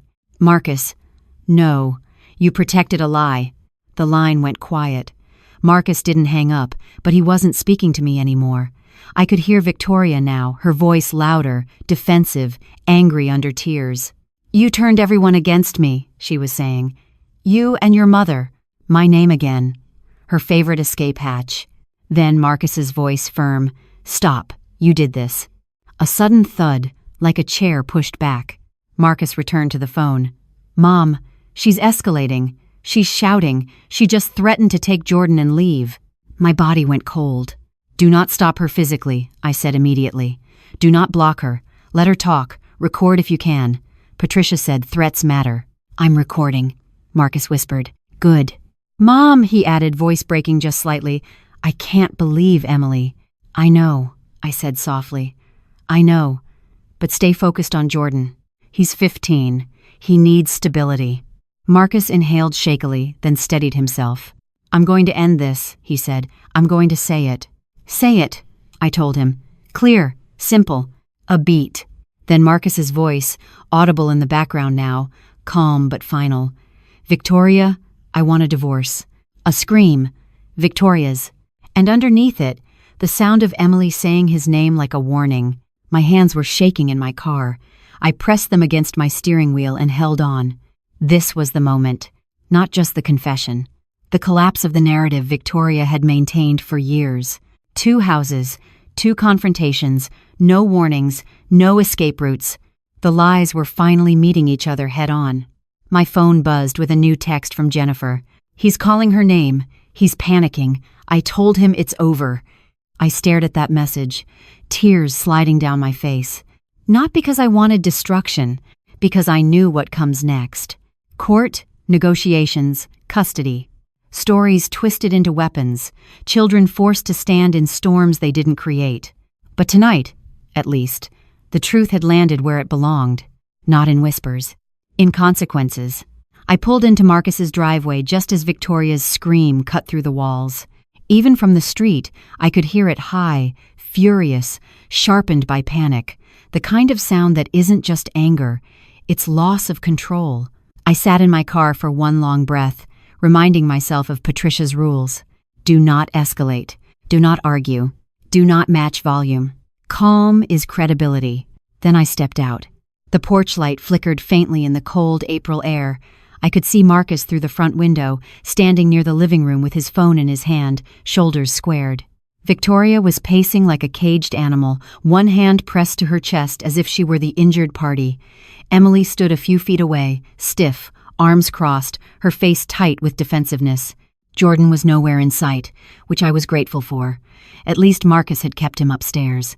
I knocked once and let myself in when Marcus opened the door. He looked at me like he was relieved and ashamed at the same time.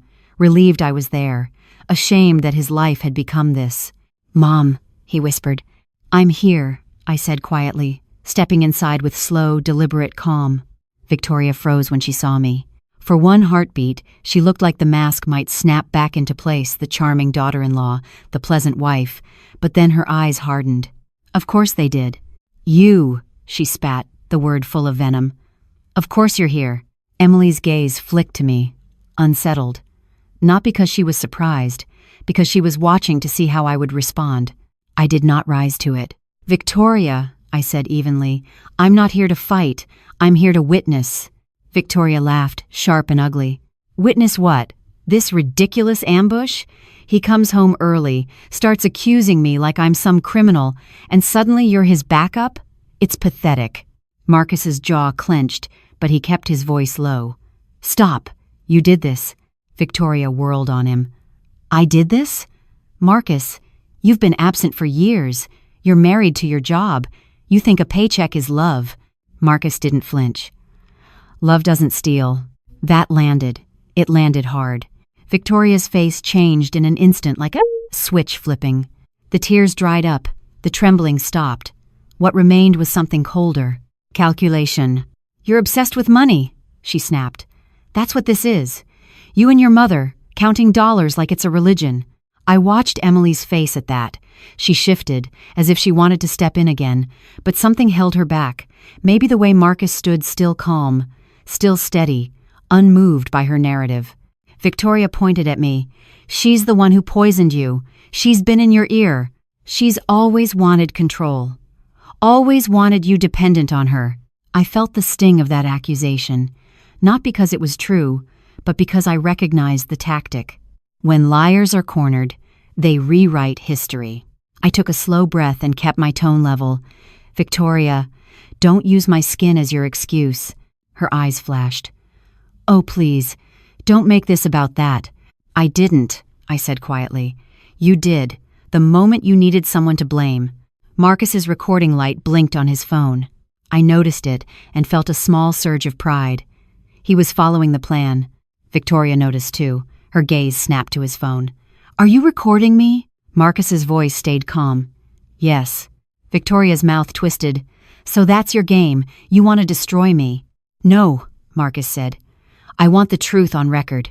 Victoria lunged forward half a step, then stopped herself, catching the movement like she'd nearly revealed something dangerous. She turned to Emily instead, as if seeking reinforcement. Tell him, Victoria demanded. Tell him how he's acting. Tell him he's tearing our family apart. Emily's throat bobbed as she swallowed. Dad, Marcus held up a hand.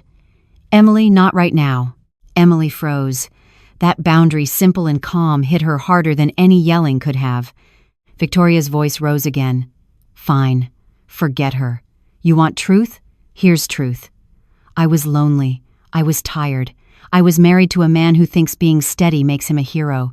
Marcus's face didn't move, but I saw the pain in his eyes. That word again, steady, used like an insult. Victoria continued pacing. Bradley saw me. Bradley understood me.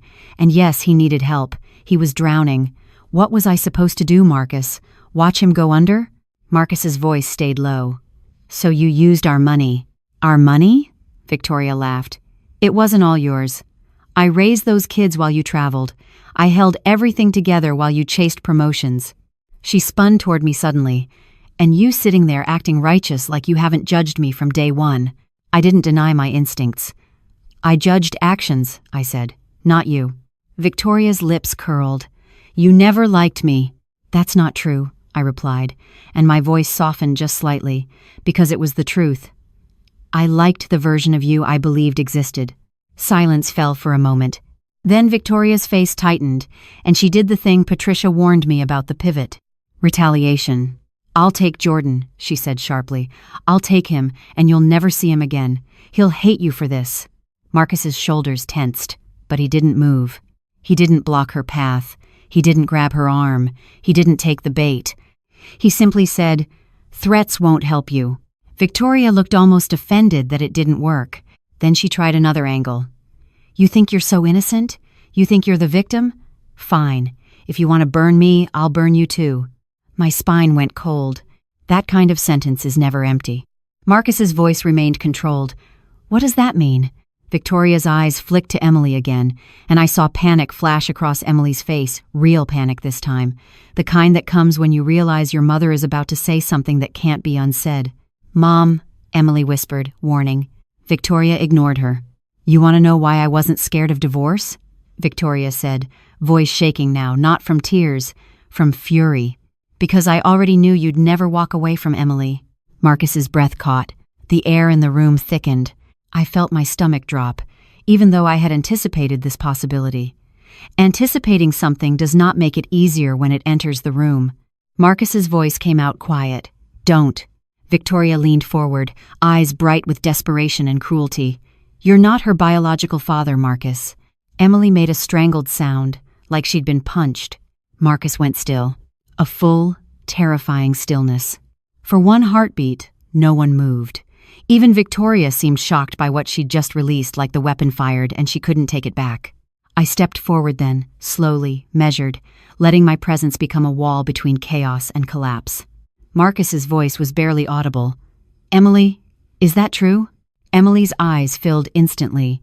She looked at Victoria first, as if begging her mother to undo it, then at Marcus. And I saw the little girl inside her come to the surface, terrified. I didn't know how to tell you, Emily whispered. Marcus's jaw clenched. Did you know? Emily's voice cracked. Mom told me last year. Last year, not a child, not innocence, a choice. Marcus swayed slightly, as if the room tilted. I moved closer, not touching him yet, just ready. Victoria tried to speak again, but her voice sounded unstable now. See? She still loves you. She still needs you, so you're not going anywhere. She was bargaining. Not for love. For leverage. Marcus's face changed then.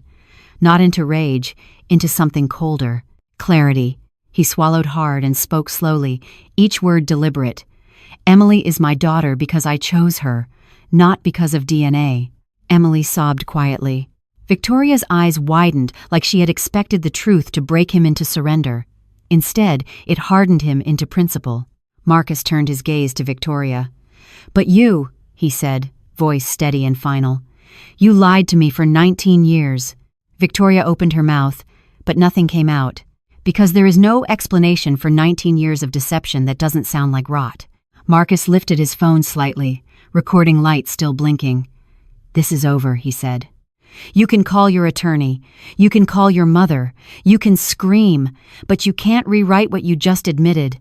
Victoria's face crumpled, and for a second I thought she might fall apart into real tears. Then her eyes snapped back to anger. She grabbed her purse from the side table. "Fine," she hissed. "You want war? You'll get it." She stormed toward the hallway. Marcus didn't stop her. He didn't chase her. He just said, calm as a judge, "Jordan stays here tonight." Victoria spun. "You can't decide that." Marcus's voice did not rise. "Watch me." Victoria froze, then looked at me, hatred burning. "You did this, Tainer," she said again, as if repeating it could make it true. I met her gaze with the calm of a woman who has lived through bigger storms than her tantrum. "No," I said softly. "You did." Victoria left the room, and the house fell into a shaking quiet. Emily stood trembling near the couch, tears sliding down her face. She looked at Marcus like she was afraid he would vanish. Marcus stared at the floor for a long moment, then lifted his eyes to her. "Go upstairs," he said gently. "We'll talk later, not tonight." Emily nodded, sobbing, and hurried away. When she was gone, Marcus's shoulders sagged. His voice cracked just once. "Mom," he whispered, "I feel like I just lost 19 years. I stepped closer and finally put my arms around him. "You didn't lose them," I said softly. "You lived them. You loved her. That's real. Victoria's lies don't erase your love." His breath shook against my shoulder. Outside, the street remained quiet. Neighbors slept. Porch lights glowed. But inside that house, truth had detonated. And now, the real war court, custody, consequences was about to begin. The morning after Victoria's confession, Marcus looked like a man who had been awake for a year. He hadn't slept. Not really. He sat at the kitchen table with a mug of coffee he didn't drink, staring at nothing, as if his mind was trying to reconstruct life with missing pieces. The house was quiet. Jordan was upstairs, still unaware of the full scope, only knowing his parents had a serious argument. Emily stayed in her room, door closed, the kind of close that wasn't just privacy, it was shame. I didn't push. Not yet. Because once the law enters a family, you don't get to be fragile on schedule. You have to be functional first. Patricia met us at her office at 9 a.m. Marcus drove. I rode in silence beside him. The sky was the color of wet cement, and the highway traffic moved like nothing had happened, as if the world was indifferent to the collapse of one household. Patricia didn't waste time. She had the petition ready, the motion for temporary orders ready, and a draft request to restrict dissipation of assets. She also had a list of things Marcus needed to do immediately: change beneficiaries, update emergency contacts, document household property, and most importantly, establish a stable routine for Jordan. "Custody is not just love," Patricia said, voice calm but firm. "Custody is stability on paper." Marcus nodded slowly, eyes fixed on the documents. Patricia turned to me. "Lorraine, did he record the confrontation?" "Yes," I said. "Good," she replied. "That recording changes everything. It's contemporaneous. It captures her admission about the money and, critically, her admission about paternity concealment." Marcus flinched slightly at that last phrase. Patricia noticed. She softened her tone. "We are not weaponizing Emily. We are protecting Marcus. There's a difference." Marcus swallowed. "I don't want Emily dragged through court." Patricia leaned forward. "Then we keep it narrow. We use paternity concealment only if Victoria tries to twist narrative or if she tries to alienate Emily from you legally. Otherwise, we focus on dissipation and marital misconduct. Alienate, Marcus repeated. Patricia nodded. Victoria will likely attempt to paint you as controlling, unstable, abusive, or financially selfish. It's common, especially when a spouse knows the facts are against them. We counter with documentation and calm. She slid another paper forward. Temporary orders. Jordan remains in the marital home with Marcus as primary residential parent pending hearings. Victoria gets a structured schedule. No removal from the county without written consent. No major financial moves without disclosure. Marcus stared. She's going to lose her mind. She already did, Patricia replied. Now we keep it on record. By noon, Patricia filed the initial documents electronically. It felt strange, watching my son sign his name at the bottom of a petition that officially declared his marriage broken beyond repair. It wasn't a signature, it was a burial. After we left Patricia's office, Marcus's phone buzzed. Victoria. He stared at it, then handed the phone to me without speaking. I answered. Lorraine, Victoria said, voice sharp and controlled, like she had found her footing again. You really did it. You dragged lawyers into this. Victoria, I replied evenly. You dragged another man into it first. A pause, then a cold laugh. You think you're some hero, she said, but you're just a meddling old woman who can't let her son grow up. I kept my tone calm. If by growing up you mean being robbed and lied to, then no, I won't let that happen. Victoria's voice lowered, dangerous. You have no idea what you just started. I could hear someone else in the background, another voice, male. An attorney? A family member? A friend? Victoria had already assembled a team. Good. It meant she felt threatened. Marcus is not speaking to you directly, I said. All communication goes through counsel now. Victoria's breath hissed. Tell him I will take Jordan. I will make sure he never sees him again. I felt my body go cold. Threats. Patricia had said, threats matter. But threats also reveal desperation. I'm going to say this once, I told her, voice still calm. Any attempt to remove Jordan or hide funds will be documented and used in court. You can either cooperate or you can dig your own hole. Silence. Then Victoria said, almost venomously, Emily hates him right now. She knows the truth. She knows he's ruining her mother. I closed my eyes briefly. There it was. The manipulation, the wedge. Emily is 19, I said. She will feel what she feels, but she will learn, in time, what honesty looks like. Victoria scoffed. Honesty? You're the one hiding things. My chest tightened. Was she fishing for the DNA? Testing how much we knew? Trying to regain advantage? I didn't bite. I'm ending this call, I said simply. You can speak to your attorney. I hung up.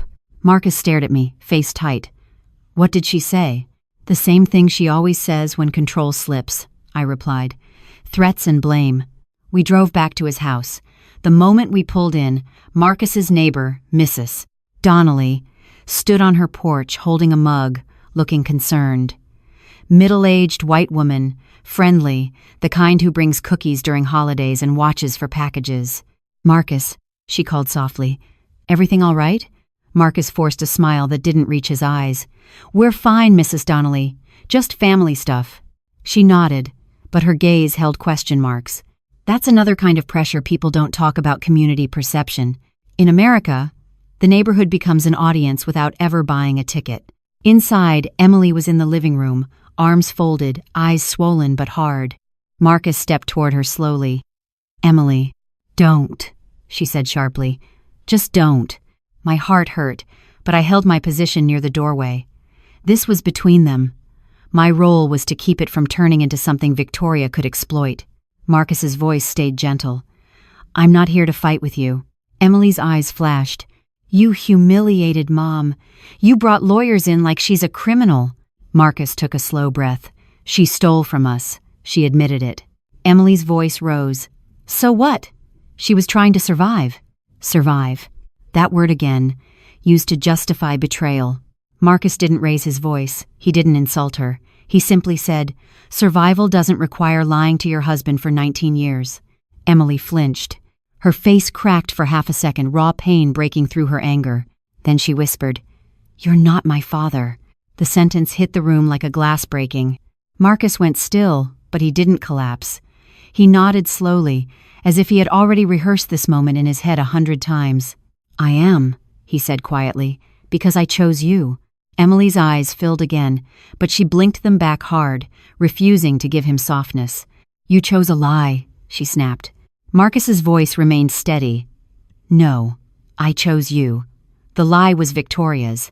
Don't confuse the two." Emily's shoulders trembled. She stood abruptly and rushed upstairs, the sound of her footsteps heavy with anger and grief.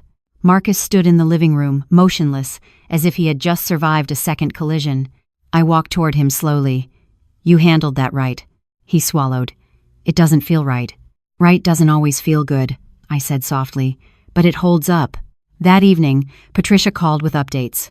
Victoria had already filed a response through her attorney, alleging Marcus was emotionally unstable and financially controlling. She was requesting primary custody of Jordan and arguing that Marcus's travel history made him unavailable. Patricia's voice was calm. "It's textbook. She's building narrative." Marcus's face tightened. "Unstable? I haven't even raised my voice." Patricia replied, "That's why we document. We counter with facts. Financial dissipation, her threats, her planning to appraise the lake property, the recording, and your calm demeanor."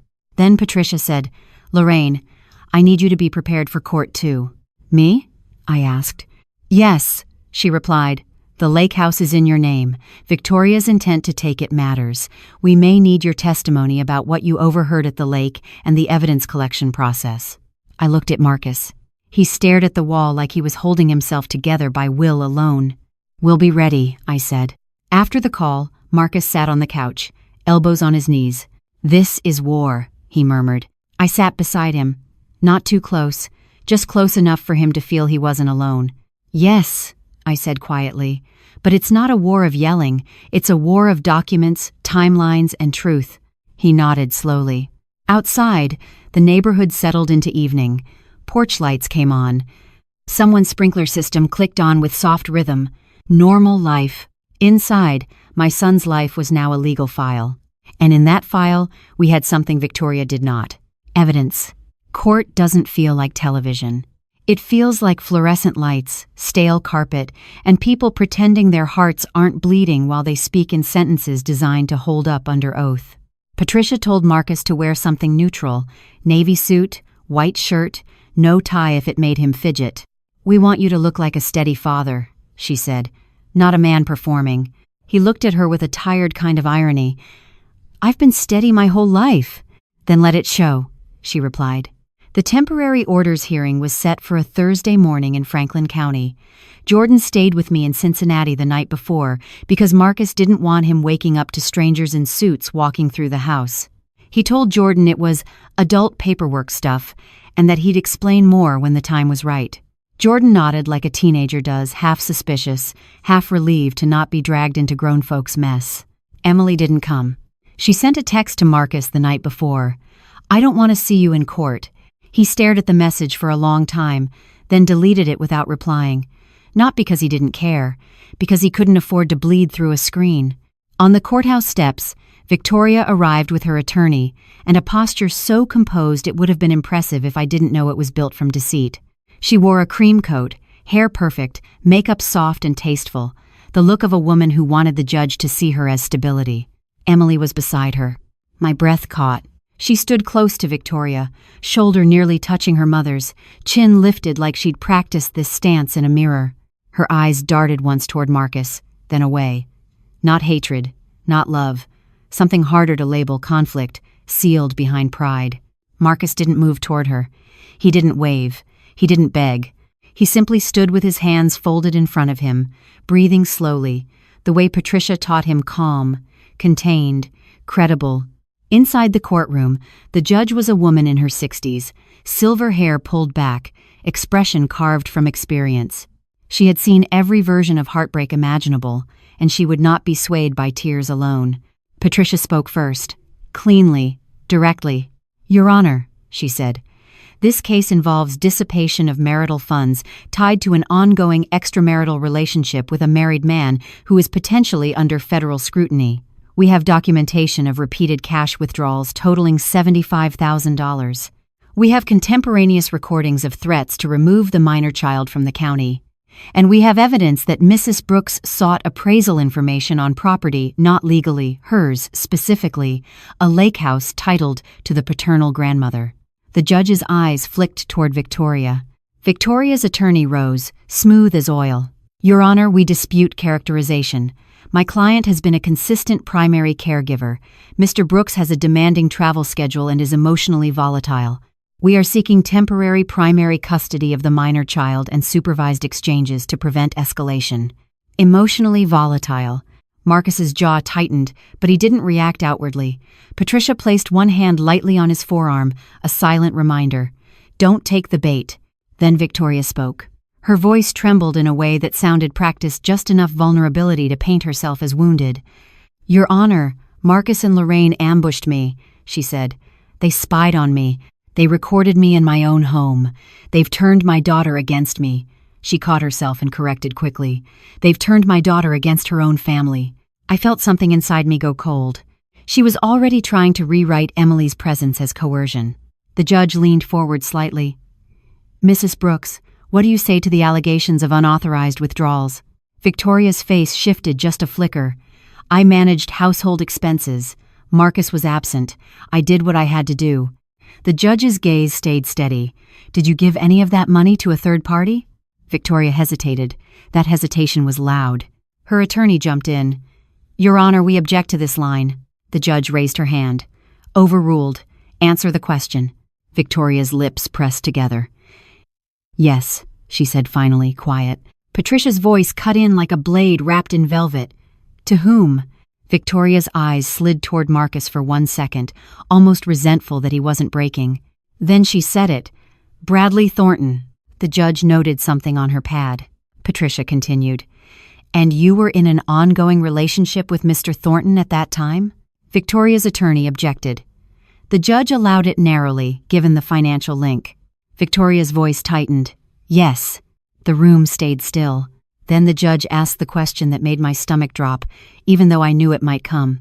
And the adult daughter, Emily, why is she present today? Victoria's attorney spoke quickly. She wishes to support her mother and offer insight into the family dynamic. Emily stood when prompted. She swore in, voice barely above a whisper. Her hands shook slightly as she clasped them together. Patricia did not cross-examine her harshly. Patricia is many things, but she is not cruel. She asked only what mattered. Emily, Patricia said gently, did you know your mother was withdrawing cash from the joint account while your father traveled for work? Emily's eyes flicked toward Victoria, then toward Marcus. Her throat tightened. Yes, she admitted. Did your mother tell you why? Emily swallowed. She said, she was handling things. That Dad wouldn't understand. And did you know the money went to Mr. Thornton? Emily's voice cracked. Yes. Marcus's eyes closed for half a second. Patricia's tone stayed calm. Did you ever warn your father? Emily's face flushed. Tears filled her eyes, but she blinked them back. No. The judge watched her for a long moment, then dismissed her back to the bench. That should have been enough. But Victoria's attorney wasn't finished.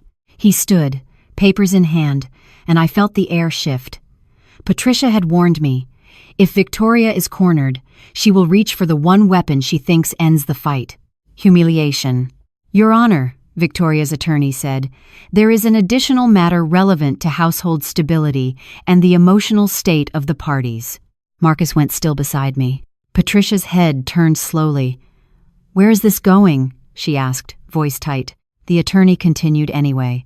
There is reason to believe Mr. Brooks has been struggling with identity issues related to paternity.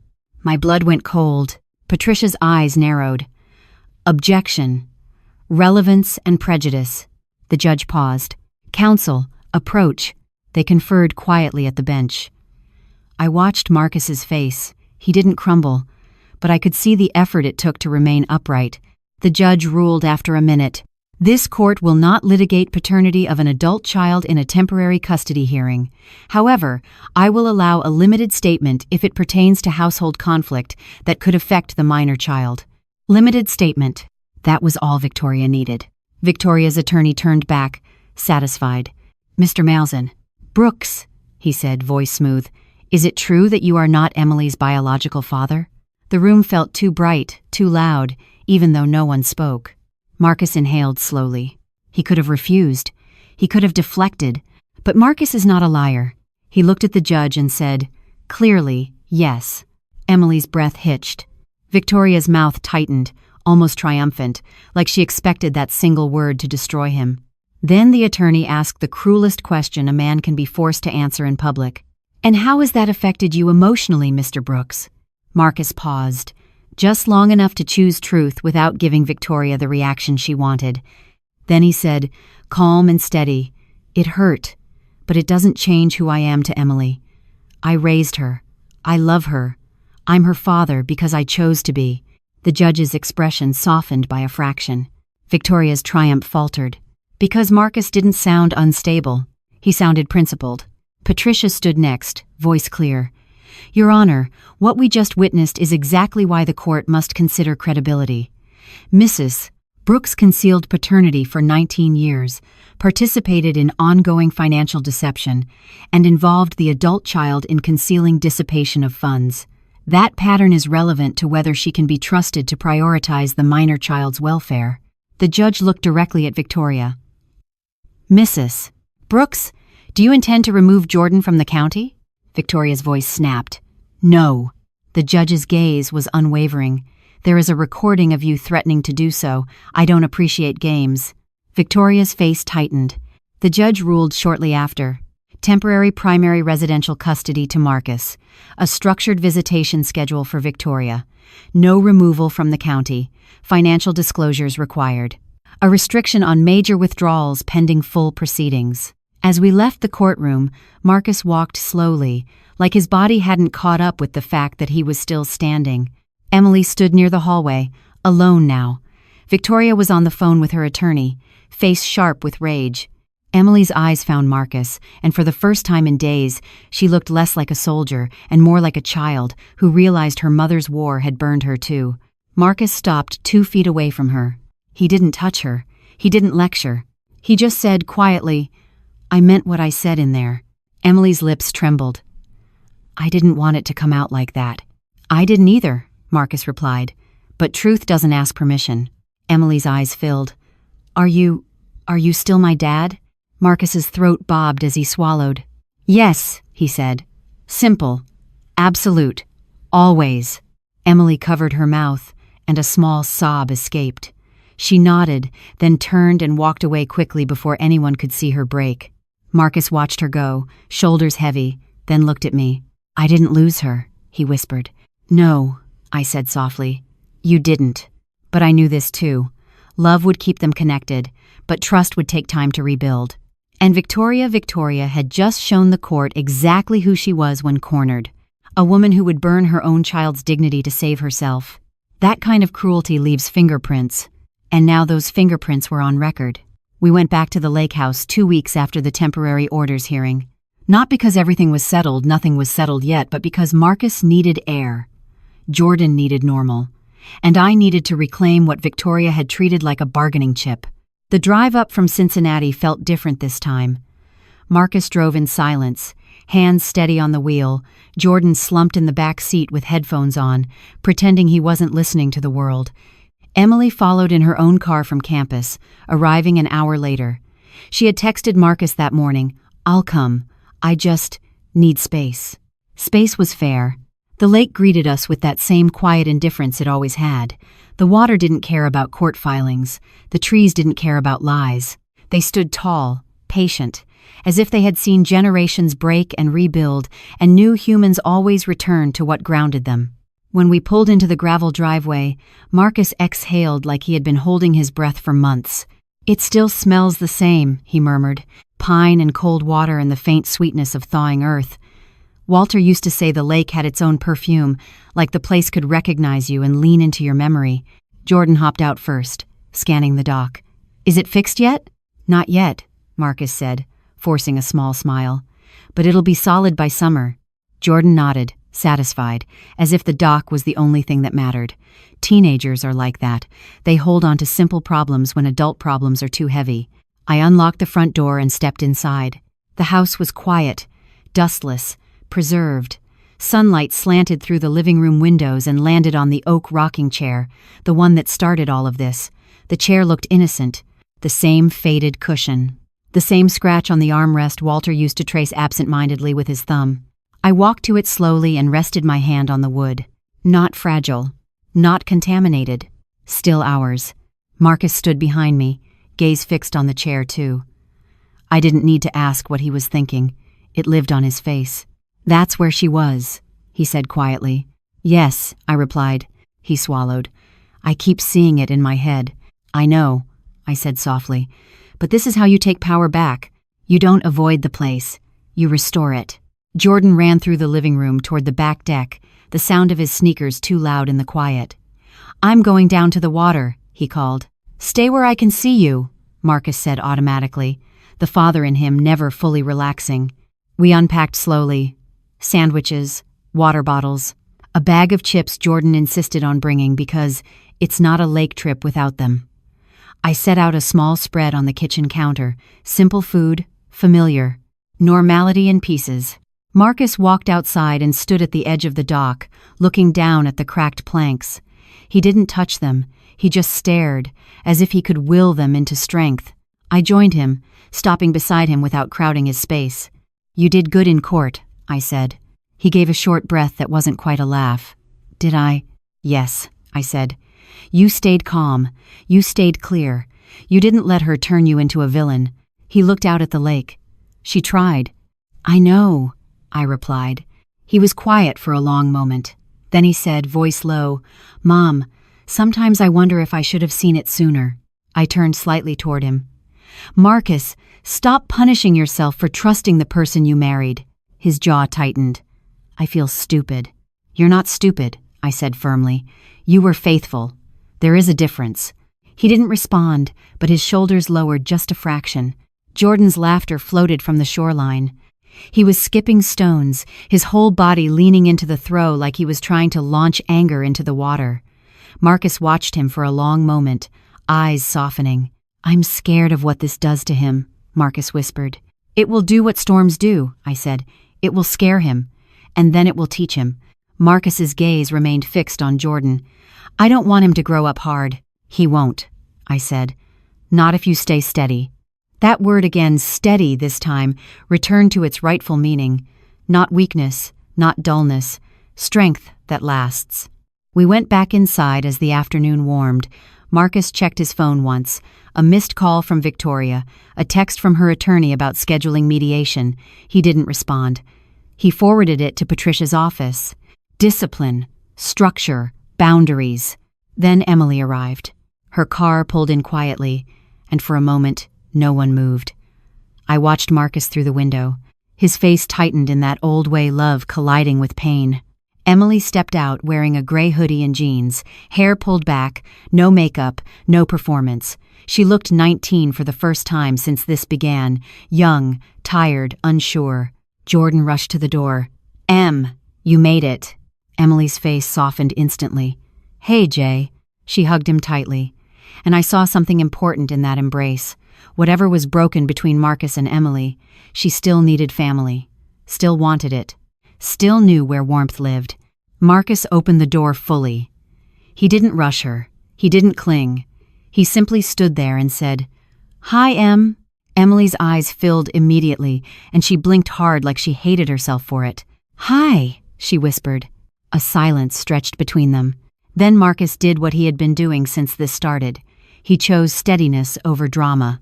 "There's iced tea in the fridge," he said gently. "Same brand you like." Emily let out a small breath that sounded like relief. "Okay." She walked in slowly, stopping when she saw the oak chair. Her gaze flicked to it, and then away. I watched her throat move as she swallowed. "I'm sorry," she said suddenly, voice shaking, not looking at Marcus yet. I'm sorry about the lake house, about everything." Jordan hovered, confused by the weight in the air, sensing something adult but not understanding its shape. Marcus's voice stayed calm. "Jordan, go outside for a bit. Check the tackle box in the shed. We'll fish later." Jordan nodded quickly, eager for a task, and disappeared out the back door. When the house quieted again, Emily finally looked at Marcus. "I didn't know how to fix it," she whispered. She always made it sound like you would leave if you knew. Like the truth would destroy everything." Marcus's eyes narrowed slightly, not in anger, in clarity. The lie destroyed everything. Emily flinched. Tears slid down her cheeks. She wiped them fast, embarrassed. "I know," she whispered, "and I hate that I helped." Marcus didn't rush her confession. He let her speak, because sometimes accountability needs room. Emily's voice cracked. "She told me about the DNA last year. She made it sound like it was this secret that proved you didn't really have to care. Like you could walk away anytime, and I'd be left with nothing." My chest tightened. That was Victoria's cruelty, weaponizing fear to control loyalty. Marcus's voice softened. "Emily, I never once thought of you as optional." Emily covered her mouth, sobbing quietly. He took a slow step forward, not grabbing, not forcing, just offering presence. "I meant what I said," Marcus continued. "I'm your dad. Not because of blood, because of every day I showed up." Emily nodded frantically through tears. "I know." Then she whispered, "Do you still want me here?" Marcus's throat bobbed. "Yes," he said simply, "but it has to be honest now." Emily nodded again, wiping her face. "Honest. Okay." I stayed quiet, letting them rebuild the first plank of something new. Later that evening, the three of them, Marcus, Jordan, and Emily, sat on the dock with fishing poles. The fish weren't biting much. The lines drifted in the water like thin threads, connecting a family trying to remember its shape. I sat back in Walter's chair inside, watching through the window as the sun lowered. The lake turned gold. The silhouettes on the dock looked like a memory that had survived. My phone buzzed. A text from Jennifer Thornton. "He's begging now, saying it was a mistake. I filed anyway. Thank you again." I stared at the message and felt a strange mixture of sorrow and relief. 2 households, 2 betrayals, 2 reckonings. Outside, Marcus laughed softly at something Jordan said, and Emily smiled, small, tentative, but real. Maybe that was the beginning. Not forgiveness for Victoria, not erasing what happened, but rebuilding on truth. I whispered to the quiet room, "Walter, we're still here." And for the first time in a long time, the lake house felt like sanctuary again, not a crime scene. The last hearing wasn't loud. No dramatic slam of a gavel, no cinematic speeches. Just a courtroom that smelled faintly of paper and disinfectant, and a judge who had seen enough betrayal to recognize truth when it walked in quietly. By then, months had passed. There were mediation sessions that lasted hours and felt like days. There were spreadsheets of expenses and calendars of visitation. There were nights Marcus slept on the couch because the bed felt too big and too unfamiliar. There were mornings Jordan pretended he wasn't affected, then exploded over something small like a missing charger. There were afternoons Emily drove home from campus and sat on the porch steps with her knees pulled to her chest, looking 19 and exhausted. But the evidence didn't change. Victoria's withdrawals, the recorded threats, the realtor inquiry about my lake house, the confession in the living room, the way she tried to use Emily's paternity as a weapon in open court. Patricia called it what it was, a pattern of deception. Victoria's attorney tried every angle. They claimed Marcus was controlling. They claimed he was emotionally punitive. They tried to frame Victoria's cash withdrawals as household management. They tried to paint Emily as proof that Marcus created an unstable environment. But the judge cared about one thing more than Victoria's polished tone: credibility. And credibility has a paper trail. The final orders came down on a Wednesday. Marcus was awarded primary custody of Jordan. Victoria was granted a structured visitation schedule, unsupervised, but strictly defined, with clear rules and no removal from the county without written consent. Financial disclosures were mandatory. The property settlement accounted for the dissipation of marital funds. The judge didn't say punishment, but the ruling was a consequence written in legal language. Victoria did not get my lake house. She didn't even get the chance to circle it again like a vulture, because it was never hers. It was Walter's hands in the dock planks. It was my laugh in the kitchen. It was my grandchildren's footprints in the sand. And it stayed where it belonged. After the hearing, Victoria walked past us without looking up. She was dressed well, but her shoulders were tense, her jaw clenched like a woman swallowing poison she insisted was medicine. Emily wasn't there this time. She had made her own decision months ago. She would not be a prop in her mother's war again. Jordan was with me outside the courthouse, tapping his foot, pretending he wasn't anxious. When Marcus stepped out with Patricia, holding the final papers, Jordan looked up fast. "Is it done?" he asked. Marcus nodded. "It's done." Jordan's breath released in a rush, and for the first time in weeks, he looked like a kid again, instead of a teenager bracing for impact. "Can we go eat?" he asked, trying to sound casual. Marcus gave a tired smile. "Yeah, we can eat." We went to a diner, nothing fancy, just booth seats and laminated menus. Jordan ordered pancakes at noon because he could. Marcus ordered a turkey club but barely touched it. He kept staring at the window, as if he didn't trust peace. Patricia left after a quick handshake and a quiet reminder. Keep documenting. Keep routines stable. When she walked out, Marcus finally leaned back. "It's over," he murmured, like he needed to hear it from his own mouth. "It's finished," I corrected gently, "but recovery takes longer." He nodded slowly. "I know." Jordan poured syrup like it was a new beginning. "So, does Mom still get to come to my games?" Marcus looked at him carefully. "If she behaves, if she follows the schedule, and if you want her there." Jordan chewed slowly, thinking, "I don't want drama." "I don't either," Marcus said softly. "You won't have it." That promise, spoken plainly, was more powerful than any courtroom speech. Later that week, we went back to the lake house again, not for refuge this time, but for closure. Marcus wanted to do one small thing himself. He brought tools and a new set of screws and insisted on repairing one dock plank on his own, not because the contractor couldn't do it, because he needed to put his hands into something real.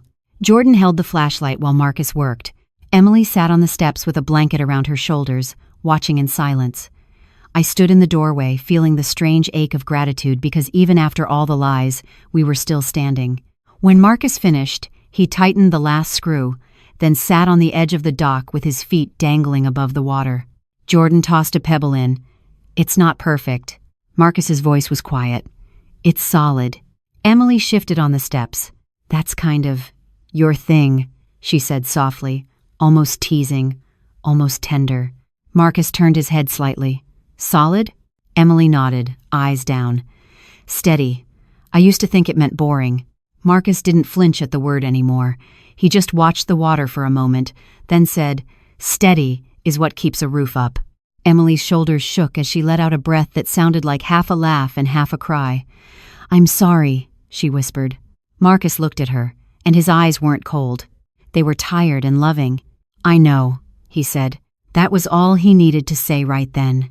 That evening, after Jordan went inside and Emily took a phone call from a friend, Marcus sat beside me on the porch steps. The sun was setting, painting the lake in copper and gold. He held a glass of iced tea. I held mine too. "Mom," he said quietly. When she said those things, about me being average, I turned toward him. She was projecting. He nodded. "I know, but it still got in." "I know," I said gently. "Words cut when they come from someone you trusted." He stared at the horizon. "I didn't just lose a wife. I lost the story I thought we were living." I waited, letting him finish. "And then," he said, voice lower, "I realized the story I'm living now. It's quieter, but it's real." I felt tears rise, but I didn't let them fall. Not because I was afraid to cry, because I wanted him to see strength, not sorrow. "You did the hardest part," I told him. "You didn't let her define you." Marcus exhaled slowly. "You know what's crazy? The call. The call you made to Jennifer. That's what changed everything." I nodded. "One call." He looked at me. "Why her?" "Because she had the same right to truth that you did," I said. "And because cheaters survive in secrecy. They die in daylight." Marcus gave a quiet, bitter laugh. "Daylight. Truth is daylight," I said. "It doesn't always feel warm, but it lets you see." My phone buzzed then. A text from Jennifer Thornton. "I met someone. A decent man. The kind who doesn't make me feel like I have to earn basic respect. Thank you again, Lorraine. You changed my life." I stared at the message for a long time. Then I typed back, "You deserved truth. I'm glad you found peace." When I set the phone down, Marcus was watching me. "She's okay?" he asked. "She's rebuilding," I said. He nodded, and for a moment we just listened to the water. Later, when Emily came back inside, she stopped by the doorway where Walter's oak chair sat. She didn't sit in it. She just touched the armrest lightly with her fingertips, respectful now, like she finally understood what that chair represented. "Grandma," she said softly, "I didn't protect him. I thought I was protecting us." I stepped closer, my voice gentle but firm. "Protection built on lies always collapses." Emily swallowed, eyes wet. "I know." I reached for her hand. She let me take it. "Here's what I want you to remember," I said. "Family isn't only blood, and it isn't only marriage. It's the people who show up when it hurts." Emily nodded. "And your father," I added, "showed up for you every day." Emily's chin trembled. "I know." That night, after everyone went to bed, I sat alone in the living room. The lake house was quiet again, quiet in the way it used to be, not the tense quiet of secrets. I looked at Walter's photo on the mantel. "Sometimes justice isn't fair," I whispered into the stillness. "It doesn't give back what was taken. It doesn't restore innocence. But justice does something else. It protects what remains. And it gives people the information they need to choose their own lives." That's what my phone call did. Not revenge. Not punishment. Information at the right time. In the right hands. The next morning, Marcus made pancakes for Jordan. Emily sat at the table and actually laughed at something Jordan said, the sound small but real. Marcus glanced at her and smiled softly, and I saw something in his face I hadn't seen in a long time. Hope. Not loud. Not dramatic. But steady. And for the first time since that afternoon behind the living room window, I believed that steady might be enough to build a new life. The lesson of this story is simple, but not easy. Truth delivered with courage is more powerful than anger delivered in haste. Betrayal does not just break trust, it tests character. When deception is exposed, we are tempted to react with rage, to burn everything down in the name of justice. But real justice is not revenge. It is protection. It is preparation. It is choosing clarity over chaos. Love is not proven by blood alone. It is proven by presence, by showing up, by staying steady when everything else falls apart. And perhaps most importantly, secrecy protects the guilty, but truth protects the innocent. Sometimes all it takes to change everything is one calm, deliberate phone call made at the right time. In the end, dignity is not something others give us. It is something we defend with patience, wisdom, and the quiet strength to stand in the light.